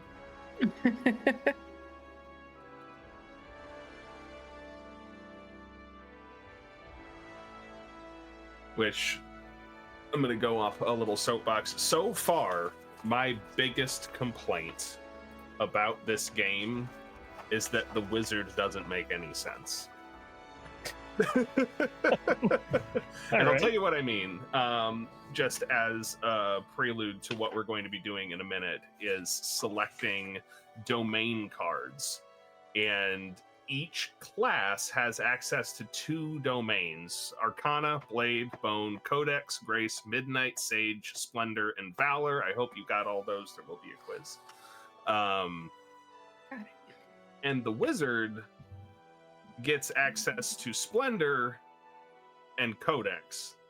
Splendor is the domain of life, like what Seraphs get, which is a hybrid essentially of a cleric and a paladin kind of archetype. And the fact that wizards are healers and do not get access to Arcana does not make any sense to me, and I would like to complain. The Bard, however, makes a great wizard with access to Arcana and Codex. Which is weird because bards have healing spells in D&D. Right? So it's a little bit of a different archetype. I think they're probably doing that. I haven't read all the spells, but you know what? I cannot figure out why wizards get Splendor. It says control over death, but that is in the sense of healing. Necromancy goes under Bone, I believe. I mean, if you look at things like Final Fantasy, you get the white mages are not. They're wizards. They're not like clerics. So it does change that archetype a little bit. So if you're porting wizards over to Daggerheart, picking the wizard class, probably not the thing to do, which feels weird.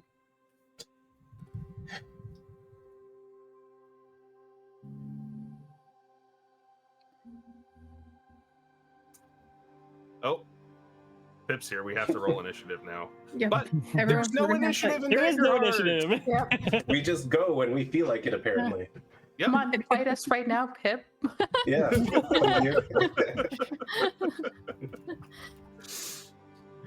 I'm really struggling for my second one. I did have one that I had in mind, but then I don't know. I feel like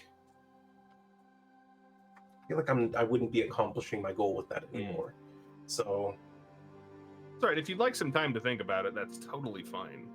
You wanna help? You want help workshopping it? Like, what's your idea? Well, like I said, I don't think that'll work. And then, like the other one that I came up with, I was like, I kind of get what I wanted out of that idea anyway. So but like I had an idea of like maybe him having another change to himself since the pact was formed, and like occasionally he would like form a compound eye and like learn things from people. But I think the Shadow Network makes more sense for his character to do that, and it's more into the knowledge field, which is where I'm heading now. But I'm not sure what else. Maybe Compound eyes would be a cool ability. it would be cool for sure. Oh no. What? I'm seeing that my domain card may negate the things that I made, choices that I made for my equipment. That's okay. If we run into that, we can always go back and edit it.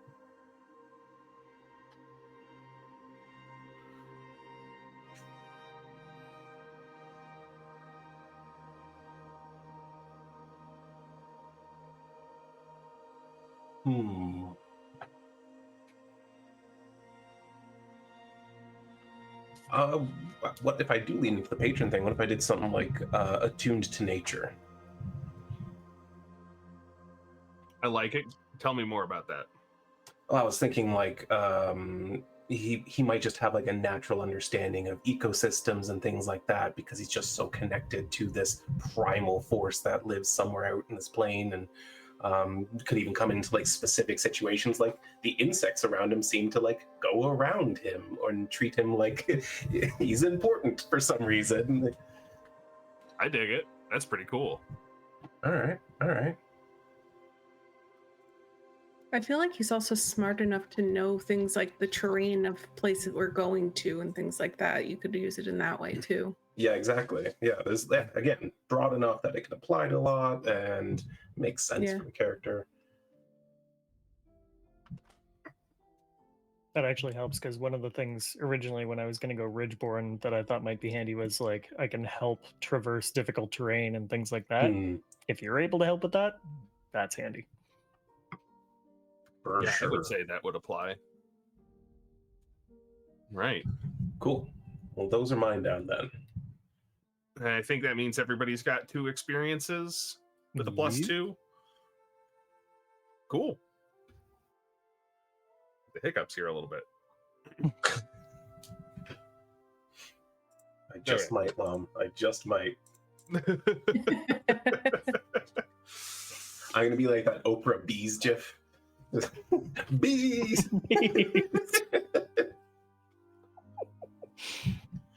Next, we need to pick domain cards, and each class has access to 2 domains, like I said before. And right now, you can pick any 2 of the level 1 domain cards. They can be from the same domain. You can pick one from each. Doesn't matter. Just whichever ones you like the best. Shanks, Yes. can you put us back on the playlist again and this time repeat it? I thought I did. I legit thought I did. So I don't know what's happening.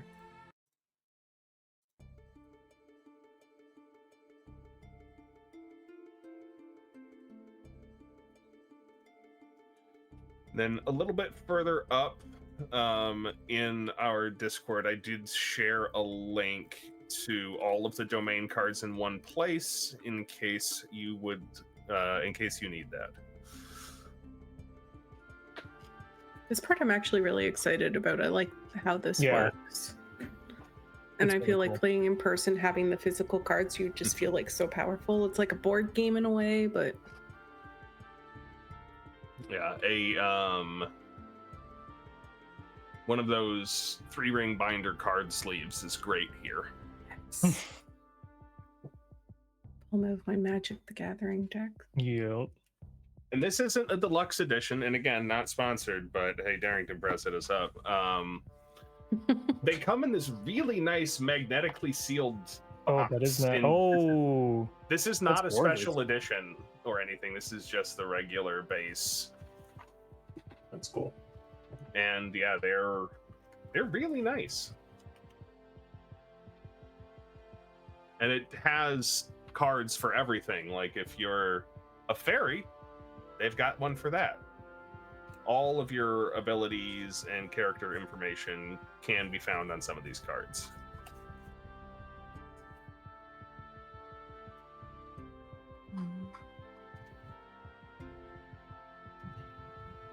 So, as a warlock, I get the Grace domain and the new Dread domain,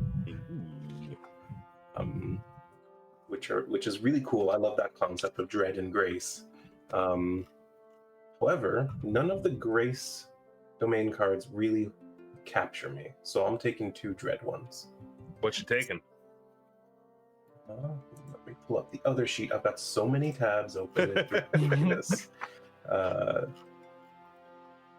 I'm going to take Blighting Strike, which is making a spellcast attack from range. And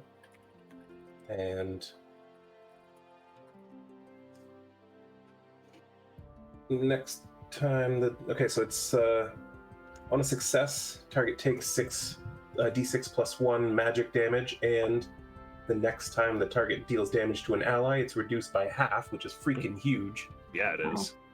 And if I succeed with fear, the target instead takes d10 plus 1 magic damage.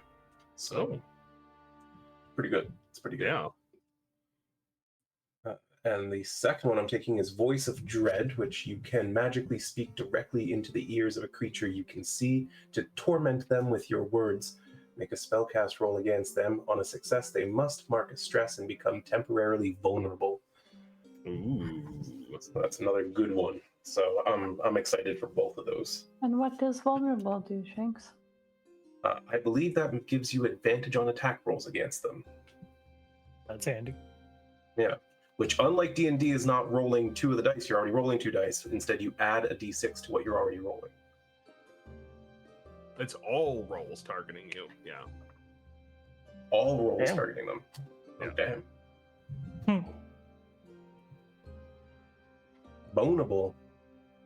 I mean, most of my enemies are boneable, so... Speaking of boneable, I can go next if you'd like. Sure. What a segue. Yeah. Way to go, Greg. I actually meant because the first one that I'm taking out of Valor is Bare Bones. So when I choose not to equip armor, I have a base armor score of 3 plus my strength, and I can use the following as my base damage thresholds. Tier 1 is 9 and 19, so 10 and 20. Okay. Okay. That is Yeah, that's exactly what I was going to take, and why I'm like, oh, I shouldn't have put on armor. You can still take that and Yeah, I it's am still a good armor. option. not afraid And then of stepping on toes. I don't want to die. I mean, and you can wear the armor and say it's for aesthetics. Yep. The other one that I'm doing is Forceful Push. So make an attack with your primary weapon against the target within melee range. On a success, you deal damage and knock them back to close range. On a success with Hope, add a d6 to your damage roll. And then additionally, I can spend Hope to make them temporarily vulnerable. Hey. Nice. It's a crazy armor or like crazy damage threshold. I love it. Right? What's your As soon as I damage saw it, I'm like, threshold? wait a minute. This is way better than armor. What does it go up to? My damage threshold? Yeah. 10 and 20. Yeah. Wow. Yeah. There is a lot of armor that's better than that, but not for a while. Exactly. Yeah. And I think, is it possible to switch the domain cards out at certain times? Yes. It won't come into play today. It might not come into play during this mini campaign, depending on how fast we get through it, but you can only have a certain number of domain cards, like, equipped, for lack of a better word, and think of it kind of like preparing spells. you've still got them, but you didn't ready them up today. So if you've got more, you will at some point have more than you can use at any one time.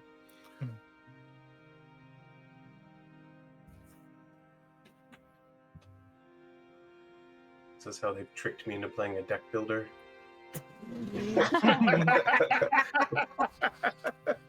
Wrap it in a TTRPG.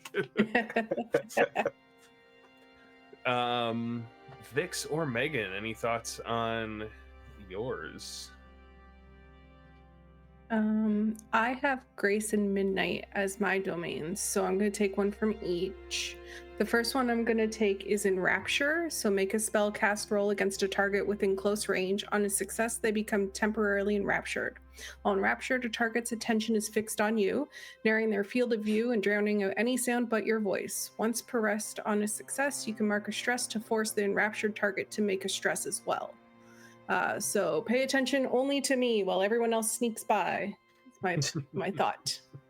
And then for Midnight, I'm going to take Rain of Blades, seeing as I'm not taking the daggers because of my rings. Spend a hope and make a spellcasting roll and conjure throwing blades that strike out at all targets within very close range. Targets succeed against take D8 plus 2 magic damage using your proficiency. If the target you hit is vulnerable, they take an extra 1d8, which is good for the people that make people vulnerable. Ooh. When you said that, I was like, yes. We got some synergy going. Yeah. We do. Yeah. I am also taking Bare Bones. So my damage threshold is the same as Greg's, and as a guardian, I get Blade and Valor. So that one was from Valor. I'm gonna be taking. Get Back Up from Blade, which is when you take severe damage, you can mark a stress to reduce the severity by 1 threshold. So I'm just trying to be the last person holding the line, really.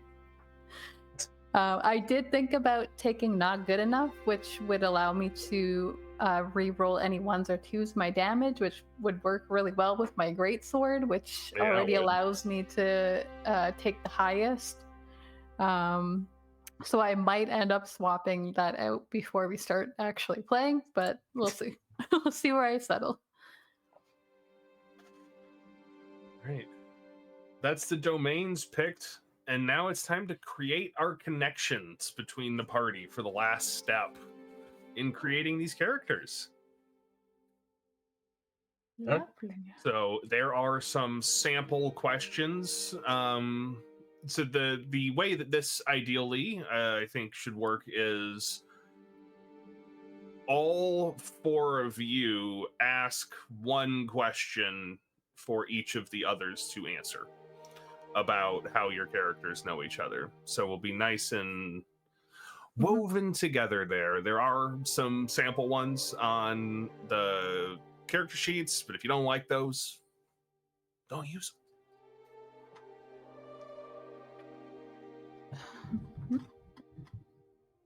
Who's going I actually first? like the ones that I get. Yeah, so do I. I think they're good, like generally. They're good. They're very good. One of them I just don't think fits for me, so I'll have to come up with a third one. I would like, if you don't mind, I would like Shanks's character to answer this one for me. Okay. The question I have is, how did I save your life the first time we met? Interesting. All right. Well, I think that many years ago, when I was still on my way up back to my current status, there was a particular front of the war that was not going well, and the king needed up-to-date information in order to make a plan that made tactical sense. And so this noble, who was eager to rise through the ranks once more, was sent to gather intel and help strategize a plan to turn the tide of this front. Of course, by the time we arrived, the information that we had that the the forces were barely holding the line was no longer true. They had fallen completely to the swath of the enemy, and our caravan was completely overrun. Not yet accustomed to the front, the war front, as it were.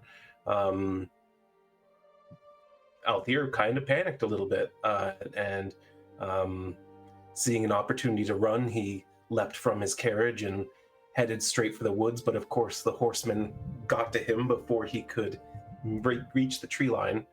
But Kieran reached him just as fast, and with his greatsword cut down two of the men quickly enough that the others were hesitant to pursue further. And so I've always looked to you for protection whenever I have to leave the castle walls. I like it.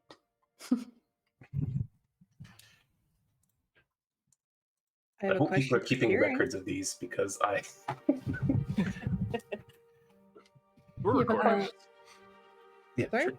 You have a question for who? Kieran, Okay. what did I recently convince you to do that got us both in trouble? I think you have a pretty good relationship with the king at the moment. Yeah. I'd like to think so. I think because of that knowledge, you had talked me into leaving the capital without waiting for proper orders. I thought you have a good in with him. There must have just been a need for me to not be filled in on the matter. And the mission that you presented, it seemed really good, really noble. You wanted to go out and help someone beyond the front lines on the other side. Really, I didn't know that you were probably smuggling something or meeting with a connection. You said we'd only be gone an hour, and we ended up riding out for about 6 hours. And by the time I got back, they thought that I had deserted the army. I had a lot of explaining to do. I love it. I will be asking questions next time you tell me something like that. That's fair. I get that. I love that. That's It was for a delightful. good cause. My cause, but good cause. Yeah, my cause is a good cause. I got a question for Lethos. Sure. Why do you ask me so many questions about my god? You want the real answer? That's the answer. All right. And then I after a actually like while, he would be like, because I like to know everything about everyone. And the more I know about you, the more I know about people that like your god as well. And I can use that to my own, I can't think of the word, but benefit. Advantage? That's Yeah. the word. Advantage.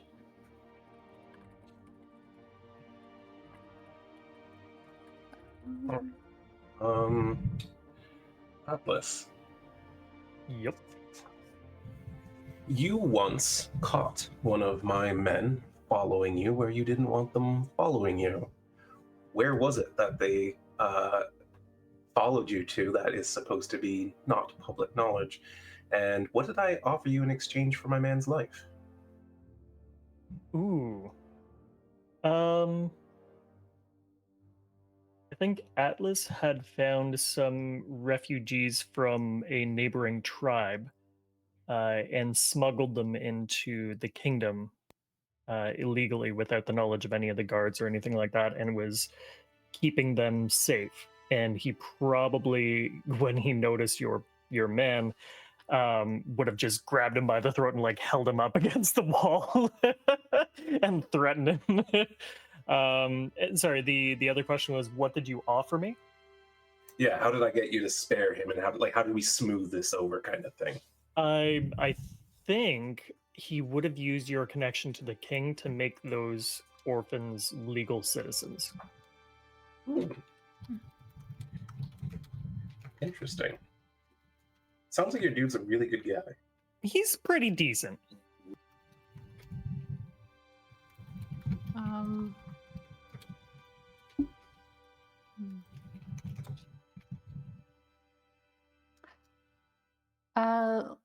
Lethos, Mhm. what small gift did you give to me that you notice I always carry with me?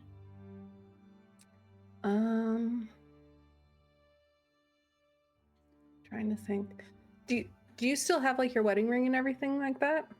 Yes. I think he would give you one of his chains that he wears, just so you could put the ring on that and tuck it in your shirt to keep it better safe instead of swinging a sword and potentially having it damaged. Or, also the fact that if your finger gets injured, it could swell and then the ring could like cut off circulation. And so he would have given you one of his fancy chains for you to keep that close to your heart. Surprisingly sweet.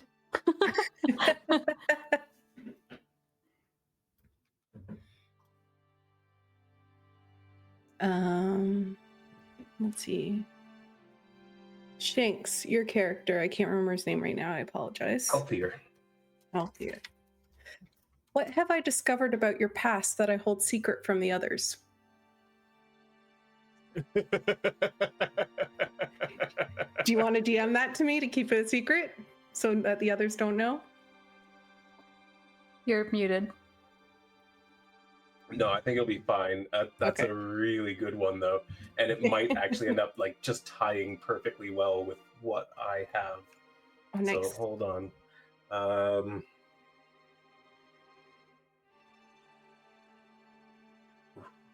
I could go either way on these.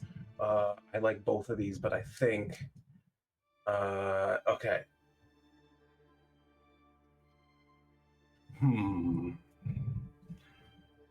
Okay.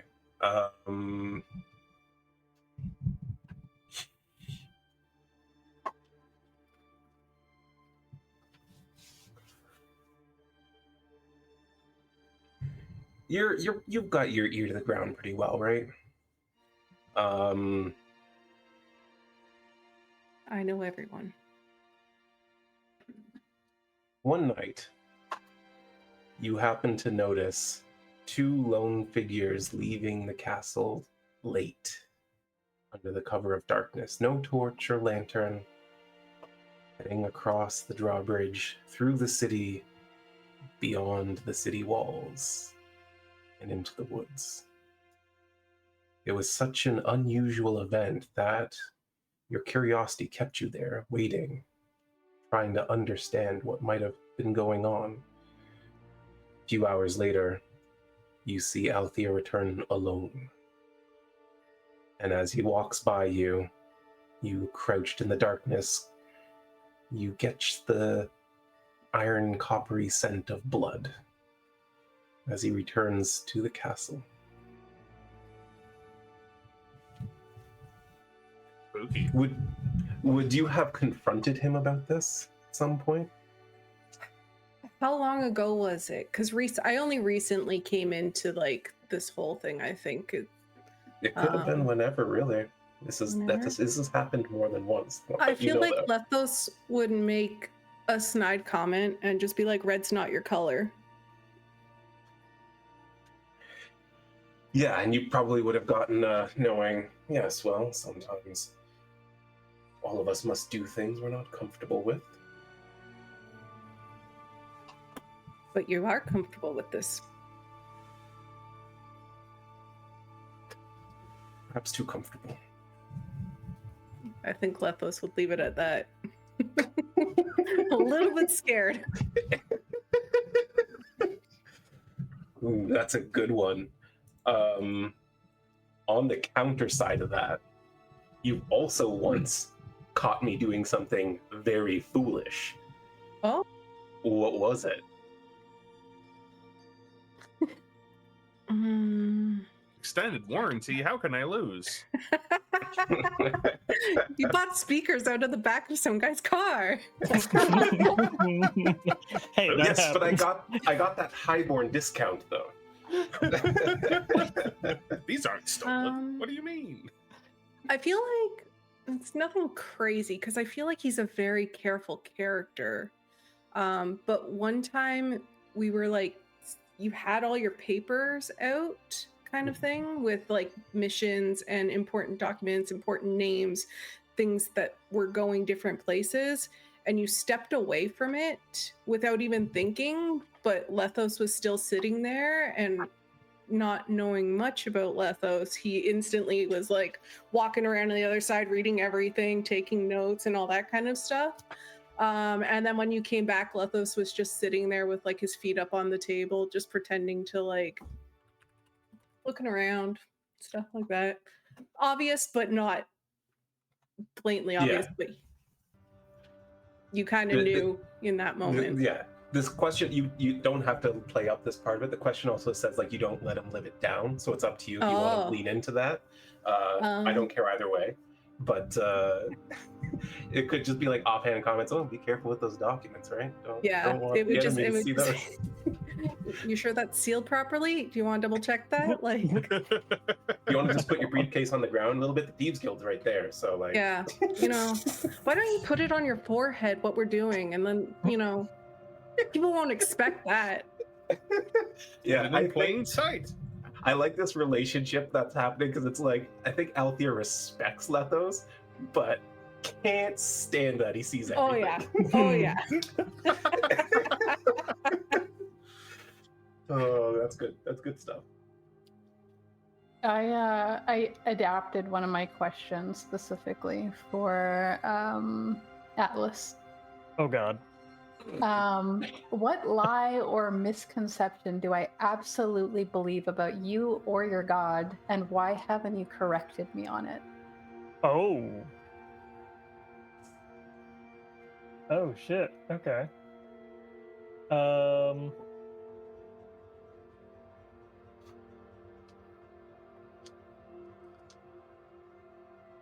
That's a tough one. You need time to think about it. I'm We always okay go with with the that. Ursa reason. It wouldn't stick even if you did correct them. I mean, okay, while I think about that, I do have the question for Kieran as well. Right? What promise did you make me agree to should you die on the battlefield?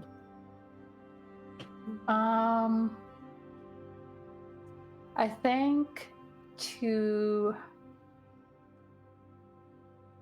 if I fall, don't waste time trying to save or avenge me. Get everyone else home. Too many have died because someone couldn't let go of their duty.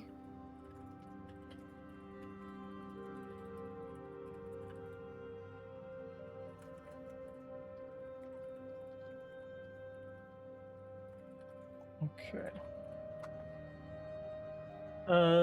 I think the misconception would be that... Actually, I like the idea of you thinking that without my god, I was actually just like a regular human. And I have grown to this giant stature because of my god. Your no, belief. that is not how that, like, it's like you don't believe giants exist, basically. It's like, no, they're out there. Yeah, I do too. I'm not smart, so that makes sense. Neither is he, so he can't even convince you. It's like, no, that's not right. He'll probably gaslight himself and be like, was I a human? You're a baby giant. All right, Kieran. You once saw me tithe to my patron, and it's changed how you interact with me. What did you see, and how has it affected us? Or you? Tithe to your patron? Yeah. Is that what you said? Yep. I have to regularly tithe to my patron, otherwise things don't go well. Would I know what that is? Do you have something that's like set for what you visualize? My thoughts are that I basically have to recite words in a language that not only doesn't sound like a local language, but doesn't sound human. Mm-hmm. And as he does that, the ring around his finger actually begins to move and unfurls and crawls up his arm, looking like a many-legged insect. And in the course of this, bites into the veins of his forearm and blood drips down into the soil. That's dope. And I saw that.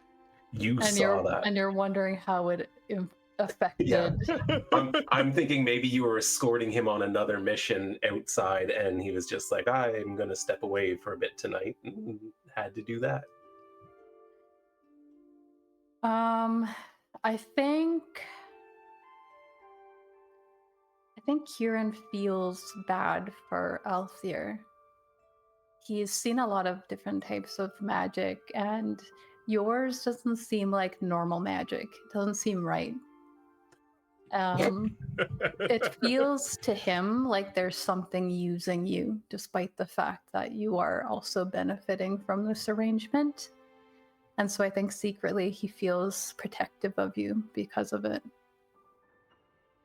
Okay. I like that. I'm just a noble guy, man. Lethos is the only one getting me into trouble. Oops. But I'm not sorry at all.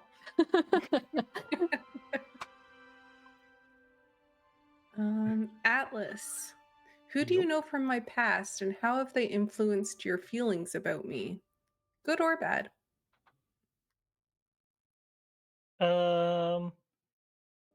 Maybe I know Roven. Do you have an idea as to who you want Roven to be, or? No, make him up for me. He's only my best friend. Oh god. Okay. I mean, I kind of like the idea of he's similar to the Roven in my game.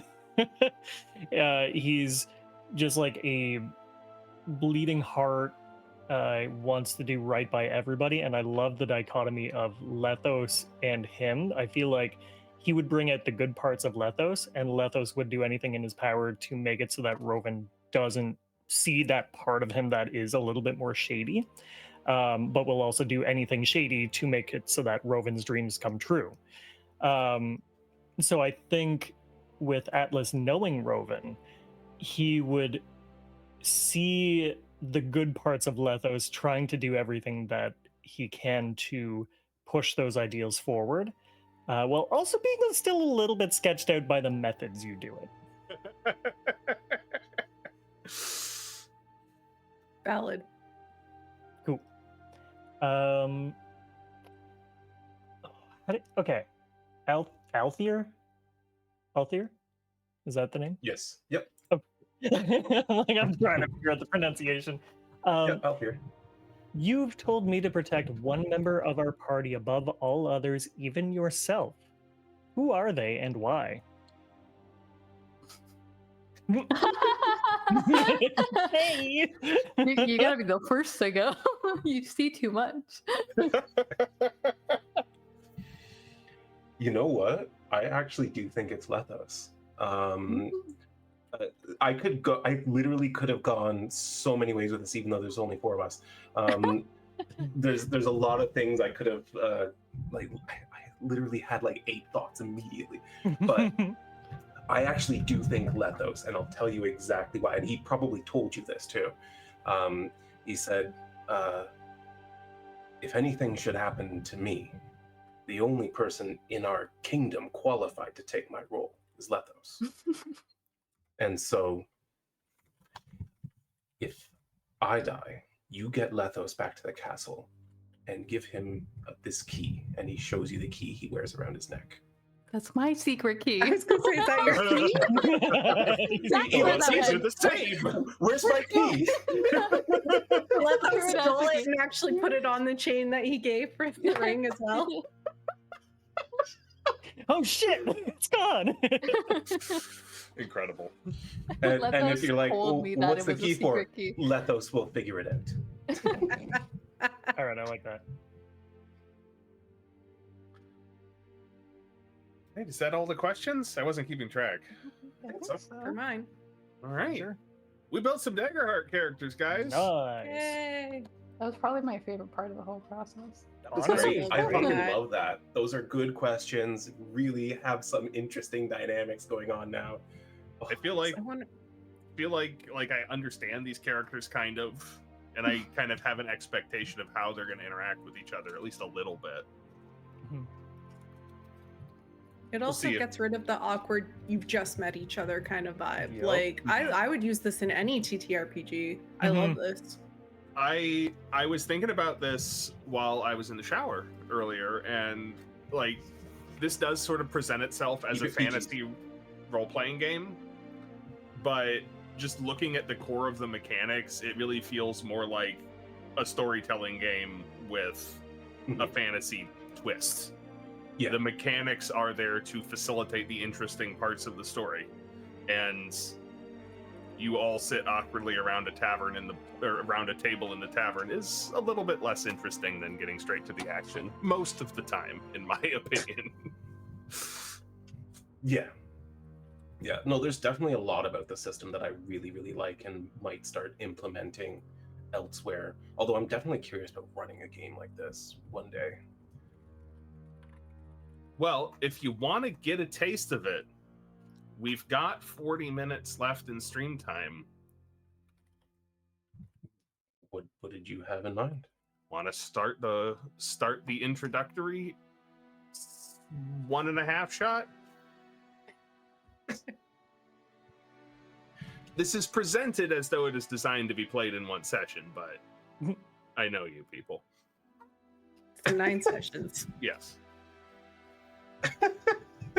So we're running the introductory session for this mini campaign. Is that what you're saying? If we want, we can. We can get started. We've got some time left.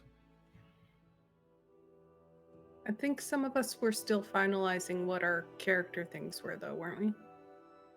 Yeah, I still have some things Okay. that I haven't Yeah. fully decided on.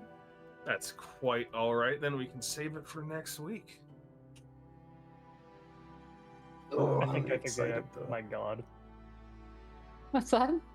I think I figured out my god. Ooh, tell me. Yeah. Yeah, let's hear it. I don't know what system it is from or anything like that. But his name is Calarian the Chain Star. He's also known as the Fallen Sun, the Light in Shackles, and the God who freed himself. So yeah, it kind of fit. I'll send you more information about him. Please. Oh, I do have a question for all the Yeah. players. Because I don't know the classes that well and I don't want to dig around. What are your hope features for your class? Good question. So like each class has a feature that they get. You can spend a hope or maybe more than one, I don't know. And I think it's gain something. usually 3 hope to activate your hope feature. Yes. Yeah, mine is 3 as well. I- Yeah. I have life support, so I can spend 3 hope to clear a hit point on an ally within close range. Ooh, that's really good. Yeah. Is that Do you like also? Oh, sorry. Go ahead. You can finish. Yeah. Do you also want to know the class feature for each one? Yeah, of sure, them? that'd be great. Yeah. Because I also have prayer dice. So at the beginning of each session, I roll a number of d4s equal to my subclass's spellcast trait, which is strength. Love that strength is a spellcasting trait. And place them on your character sheet in the space provided. These are prayer dice. You can spend any number of prayer dice to aid yourself or an ally within far range. You can use the dice value to reduce incoming damage, to add to a roll's result after the roll is made, or gain hope equal to the result. At the end of each session, clear all unspent prayer dice. Cool. That's Yeah. really cool. My hope feature is frontline tank. I can spend 3 hope to clear 2 armor slots. Nice. My class feature is unstoppable. Once per long rest, you can become unstoppable. You gain an unstoppable die. At level 1, your unstoppable die is a d4. Place it on your character sheet in the space provided. After you make a damage roll that deals 1 or more hit points to a target, increase the unstoppable die value by 1. When the die's value would exceed its maximum value or the scene ends, remove the die and drop out of unstoppable. So it's kind of like a rage sort of situation, it feels like. And then at level 5 it goes up. But while I'm unstoppable, I gain the following benefits. I can reduce the severity of physical damage by 1 threshold. I can add the current value of the unstoppable die to my damage rolls, and I can't become restrained or vulnerable. Wow. That Nice. is one Amazing. hell of an ability, yeah. Holy. My hope feature is Rogue's Dodge, so spend 3 hope to gain +2 bonus to your evasion until the next time an attack succeeds against you. Otherwise, this bonus lasts until your next rest. And then I have 2 class features. So the first one is Cloaked. Anytime you would be hidden, you are instead cloaked. In addition to the benefits of the hidden condition, when cloaked, you remain unseen if you are stationary and when an adversary moves to where they would normally see you. After you make an attack or end a move within the line of sight of an adversary, you are no longer cloaked. And then classic rogue move, I have Sneak Attack. So when you succeed on an attack while cloaked or while an ally is within melee range of your target, add a number of d6 equal to your tier to your roll damage roll. Nice. Very cool stuff. Very cool indeed. What's yours? My hope ability is Patron's Boon. Spend 3 hope to call out for your patron to help and gain 1d4 favor. Favor is one of the resources I get, which has a lot of uses. And actually, I'm glad we did this because I actually have to, David will have to work out exactly what my patron is and its spheres of influence. But my class feature is you have committed yourself to a patron, give suggestions. In exchange for power, write their name, choose their spheres of influence, and set their values to +2. Anytime you increase your tier, they increase by 1. Before making an action roll that relates to one of your patron's spheres of influence, you can spend a favor to call on them and add its value to the roll. And I also, like, I start with 3 favor. During a rest, I need to spend a downtime activity to tithe to my patron to get more favor. And then favor is also used in, like, dread domain spells and stuff. Poor guy. I like that they made that a mechanic. Like, you actually have to appease your patron mechanically using your limited... You can't just call him your Pact guy and give him the finger? What? Yeah. Although speaking of, Megan, your character's giving me a little bit of Gerard vibes. Yeah, me, the person that loves Gerard.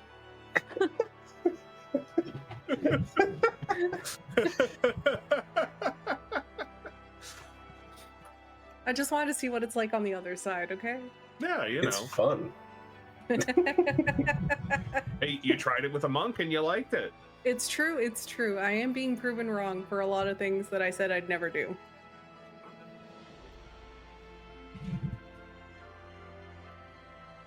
Well, I mean, that's Daggerheart Character Creation. We got through it on stream with 5 people who've never done it before in under 3 hours, while also cutting up, you know? Yeah. Yeah, no, pretty easy. Fun. We learned the system, we built characters, we've got all the story stuff set up and ready to go. And I Shanks paid remember- absolutely no attention. I None paid no whatsoever. attention the whole time. No. I remember the first time I was playing Dungeons and Dragons, it was 3rd edition, and we were making our characters, and it took a whole freaking day. We didn't. How I've far been we've there. come. Oh, I did not realize that. My damage thresholds are actually 1121. Oh, Nice. That's my Stalwart feature. nice. Even Hey, better. There's no reason for me to be anywhere near an enemy. No, I feel a little bit better. just It was Alice like- and Kieran, you two. We got this. Yeah. Yeah. I think Kieran's like, maybe I should start praying to this god and I'll become big like him too. Like, imagine how much more unstoppable I could be. Right? You can grow, little one. Looks over at Shanks. Really little one. I'm not that little. Little this way. That's smashed. He is slender. He is slender for sure. Althyr, you forgot to cross the T on the second paragraph there, though. Yeah, you might want to do that.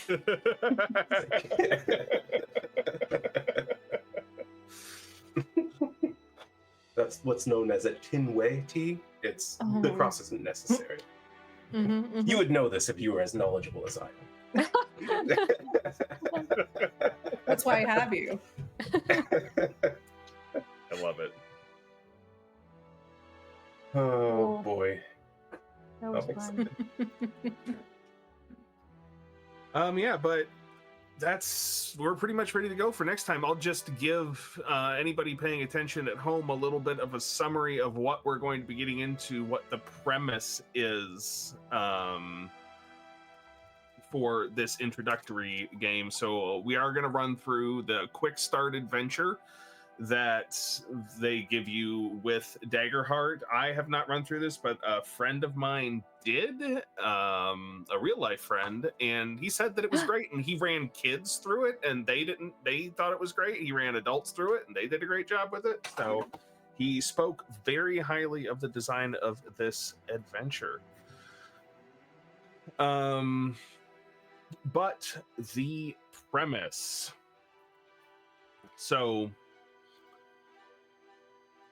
there is this is set on the backdrop of a war. The kingdom that these individuals live in has been fighting this war for some time, and it really has not been going well recently. The character that Shanks is playing, Althyr, has assembled a group of adventurers to escort a shipment of a very heavy but unknown to pretty much everybody except Althyr exactly what it is, to a location of a village known as Hush, which is located deep within the Sablewood, which is an ancient, thick, overgrown woods with some say some of the trees there are older than the current pantheon. And that's basically the premise that we've got there, and we're going to investigate into that next time. Yay. Yay.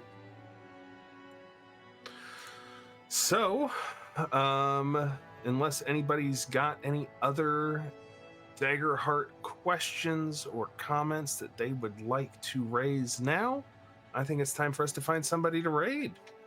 We're gonna go raid Dicey Decisions. Heck yeah. Yay.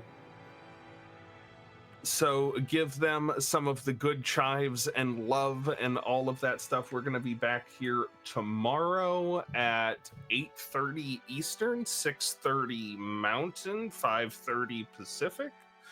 What time is it in Hong Kong? I don't know. 5 hours ahead of whatever time I said it 8:30 starts. a.m. There you go. So tune back in for that, but for the moment, go say hi to Dicey Decisions, and remember to always play with the top down. Good night, everybody. Bye.